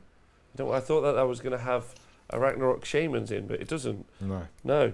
But I do like the deep striking one. That's cool. And like we talked about before, with the Fanatics and the Skitterstrand Nest, being able to make your opponent bunch up because they don't want to get deep struck, and then you throw all of the spells at them. That could work really well. That could work. I feel really happy about what they've done with the Spiderfang. Like, I don't think it's amazing, but I think it's fun, which is what I really wanted. And I think I can catch people out, so you can play it. So I think against like better armies, you're just up against it, but you're just having a laugh.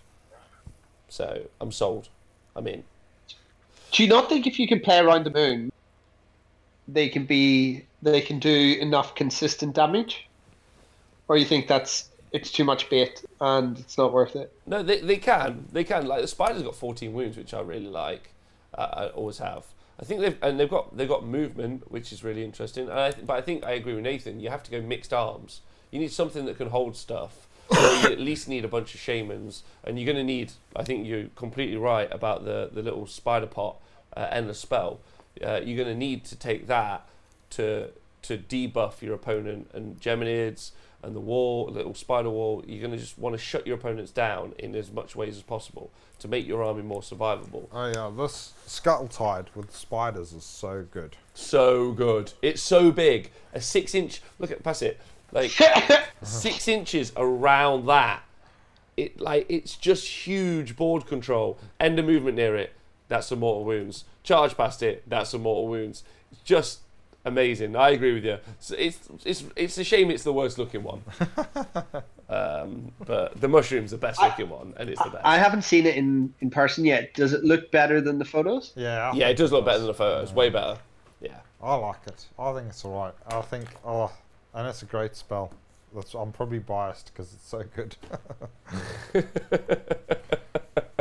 Grubby says, go on. I still don't think it's as good as Nathan makes it out to be, but I need to try it. The spider. Oh, we did.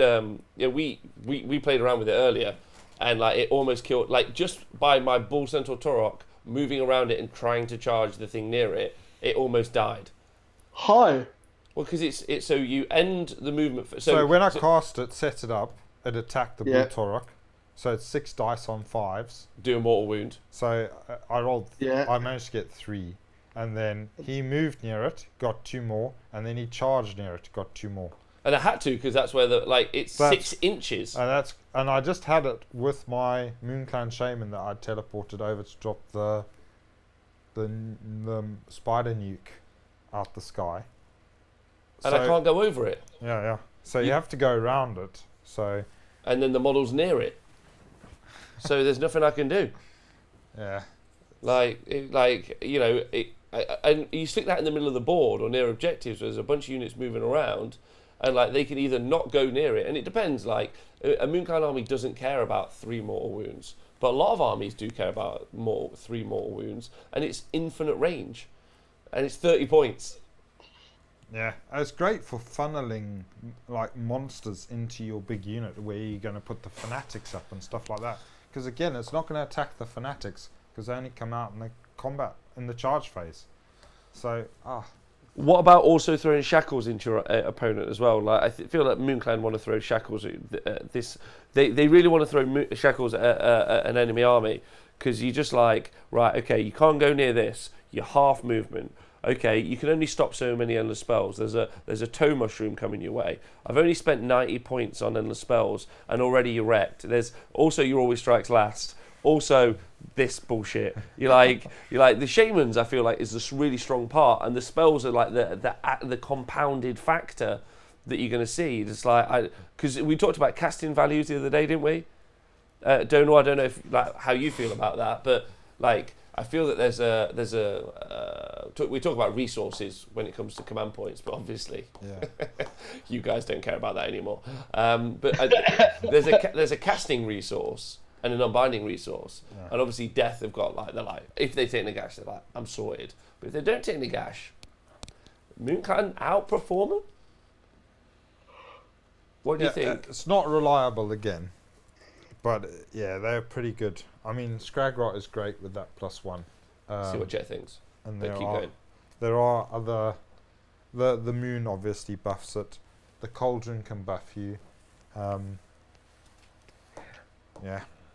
I think Scragrot is great in the. Yeah, I think he's good for dispelling. The only concern I have with if you go super magic heavy is there's not a lot of pluses. To casting, so you're going to struggle with guaranteeing things, although the casting value is quite low, but getting everything off, which means if your opponent is able to stop the most important things, you need to have enough threats that actually the opponent needs to know that the toe's coming. And what does the toe mean? So yeah, the toe's the big one, right? But if but if they're stopping the toe, Geminids is super impactful. Which casts on a 7, so you kind of need Scragot. Yeah, agree with that. I think that's a really solid point. I'm not disagreeing. But then you've got the little spider. Yeah. Shackles is 20 points, man. 20 points. Yeah, they can't stop everything. And then it comes to their phase. They're like, okay, there are 3 endless spells up. They all kind of do random shit. I want to unbind that. Okay, I've only actually got 2 casters. I'll try to stop shackles, right? Which you hate trying to stop shackles because you're like, I'll stop shackles because this is bullshit. But if you don't stop it, most of your army can be like half movement, which is huge. Really interesting. Yeah, I do think if you're going down the shackles route, then the Malevolent Moon one is quite tempting because then if you can get that in there, so it just makes the opponent's dispels that much harder. No! Like -1 or -2 to their. Oh no, it's casting rolls. Was it different to unbinding or dispel rolls? I would have thought maybe. Yeah, they are. Yeah, they are different. Yeah. So all right then. Scratch that. Sorry. Scratch that. So overall, because I think we've done pretty good here, and because again, I think loads of working through it. How do you guys? I mean, I think it's an incredible book. What do you guys think? Yeah, I'm just ecstatic for it, to be honest. I'm gonna enjoy playing with it. I think it will keep me entertained for 2 to 3 years. Yeah. I mean, that's a great investment, realistically. Yeah. I think there's huge amounts of potential entertainment in there. Yeah. I think what's really nice about it is it's like it's magic focused, and it feels like it's kind of 3 armies, but yeah, really solid. Yeah, we haven't talked about the best one yet. What? Also, the Ale Guzzler Gargant. No, we're not talking about the Gargant. Don't care about how many men you can put down your pants. You can teleport him. Yeah, I can teleport him. Yeah. Right. Nick in the chat has agreed. This is a full moon battle tome. This is not a half moon. Yeah, it's full moon. Or even a quarter moon. It's a full moon battle tome. The only one that upset me, I think, was the Trog boss. He's a bit pants. Yeah.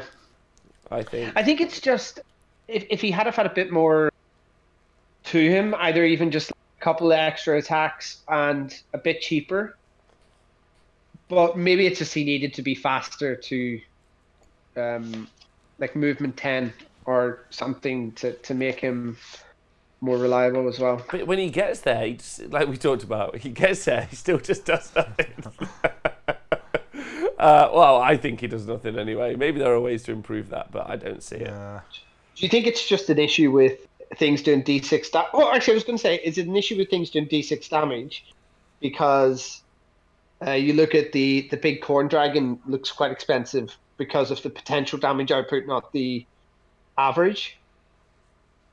Yeah, I think whatever algorithm they use, and this is us being really kind and not thinking they use a spinny wheel, whatever algorithm they use to put the points together, like I think it sometimes is based on potential output, not on like its average.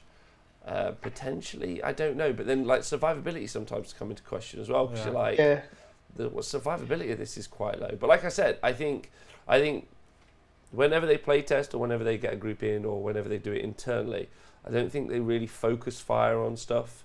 Whereas in like, I for one in a game, I'm like, that's the threat, that's what dies, because it needs to die. Because if I'm fed up of trying to kill 10 skeletons, and one's there and he's like, D6 back, some more back, and then them 10 skeletons run off and win the game. I'm like, those fucking 10 skeletons. So now I'm like, all 10 skeletons die. That's it. And I mean, that's true of monsters as well. It's true of everything. But like, and look, why has it got a 4-up save? It's a big troll. Like 3-up save, like a tree man. Like they've already got an equivalent that's out there. Just like, but I don't know why. Like, I don't know. It's just a cool model. At least the rock guts are really cool. Yeah, they look awesome. Yeah, they look and awesome. The Fellwater's always been good. Yeah. So I think that's cool. I think they've got a bit better, so yeah. Yeah, I think the spells are great. I think it's going to be a really solid battle tome. Donal, I've got to say massive thank you for joining us. No, thank you for having me, Rob. Oh no, it's our pleasure. When are we next gonna see you out and about, or when's your first tournament with the GITZ? It's 3 weeks in Belfast. Oh, okay. I'll be there at the team tournament. I've actually heard that the team organising that tournament are intending on winning the tournament. Well, Paul is sitting in a team at the minute, so I'm pretty sure he's just gonna win with Chris Myhill. Oh my god! Because it is a thing. I never knew. I thought it was a story. Apparently, everyone's fine with it. Nathan, when are you going to first see when are we playing our first GITZ versus actually really cool Chaos Dwarves? I've seen Dan Unsupervised in the chat. Your dwarves are shit. You little shit, tiny silver dwarves that no one cares about. Plus, they died in the old world. Yeah, we need to get a game on. Yeah. What, straight after this? Let's go! Let's do it. That was my first game, by the way. Chaos Dwarves versus GITZ. What, was it? Yeah. And how did it go? I just about beat the Chaos Dwarves. Ooh. Good. Yeah. Ooh. Those imaginary dwarves. Yeah. I cheated so much, though. There's so many new rules. Like, I'm used to having 3 things to do, and now I have to remember 3 rules. My army has 3 rules. Yeah. It's Nathan took about an hour putting his models out. He was like, hold on. Wait, yeah, he's got a spell. Yeah. What does it? And he was like, I'm casting the toad grenade. I was like, cool, what's it do? He went, I don't know. No idea. No idea. How do you do it again? Yeah. I think it's going to take some time to get used to, but I think that's nice. It feels really nuanced and like quite deep. Yeah. You just know you've got to get that spell over there and do that thing, and then you're like, oh, what were the exact things of what it did again? Yeah, look it all up. Blah blah blah. So yeah, it's going to take a bit of time to get smooth with it. But yeah, I agree. Actually, speaking of really shit dwarves, as LLV saying in the chat, if you look at the rock guts, they've got that really cool or they've got all the dank stuff. They've got a big dwarfen head thing. So maybe some awesome. Yeah. Maybe some dispossessed on the way. Obviously, they'll just be rubbish. They'll just be another tiny dwarf-looking model with a tiny. Be another dwarf army kicking your ass.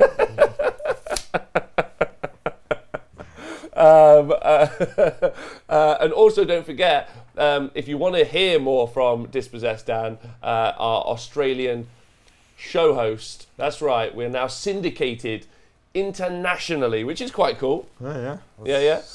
You can check out on our Twitch feed, on our Facebook page and everyone else. You can see when all the show times are going to be on. You can join Dan on a Friday morning in the UK. In Australia, it is a Friday night late, I think. I think that's how it works. He'll tell me. But you can check him out, and he's going to be interviewing everyone in Australia, talking to them, and you guys will be able to build up that community and start to see, which would be really nice. Obviously, there's amazing podcasts already, like Heralds of War, Doom and Darkness, all those guys out there who already represent that group, but just add into that mix, helping to pull it all together, which is really cool. So you should join us. And also, John Scrivens does an art show every Wednesday now. So if you've ever been interested in how to draw your favourite type of grot, Sean can show you. Yeah. As he's basically drawn almost everyone in the Warhammer community as a grot at this stage, as our avatars underneath here are showing, which is cool. Donal, have you got any final words you want to jump out there and say? If you watch Dispossessed Dan, remember he really likes Fosters. Loves Fosters. Loves Fosters. And my final 4 words would be grots are the best.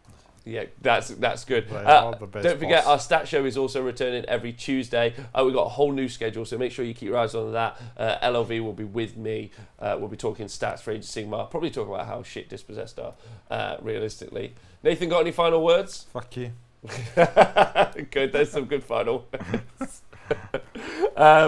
And thank you to everyone. As always, thank you to everyone on Patreon, on Twitch. Loads of people who subscribe today. That's really cool. Thank you to everyone who joins us on Patreon. You guys are amazing. You've helped us do all our really cool coverage. You've helped us go over to CanCon. Got to say a big shout out to Clint from the Heralds of War, organising for us to go over there. That's awesome. Dan's doing some driving for us. Everyone's been really cool. So really excited to meet everyone. Yeah, it's going to be awesome. And see the ticker tape parade when we get there.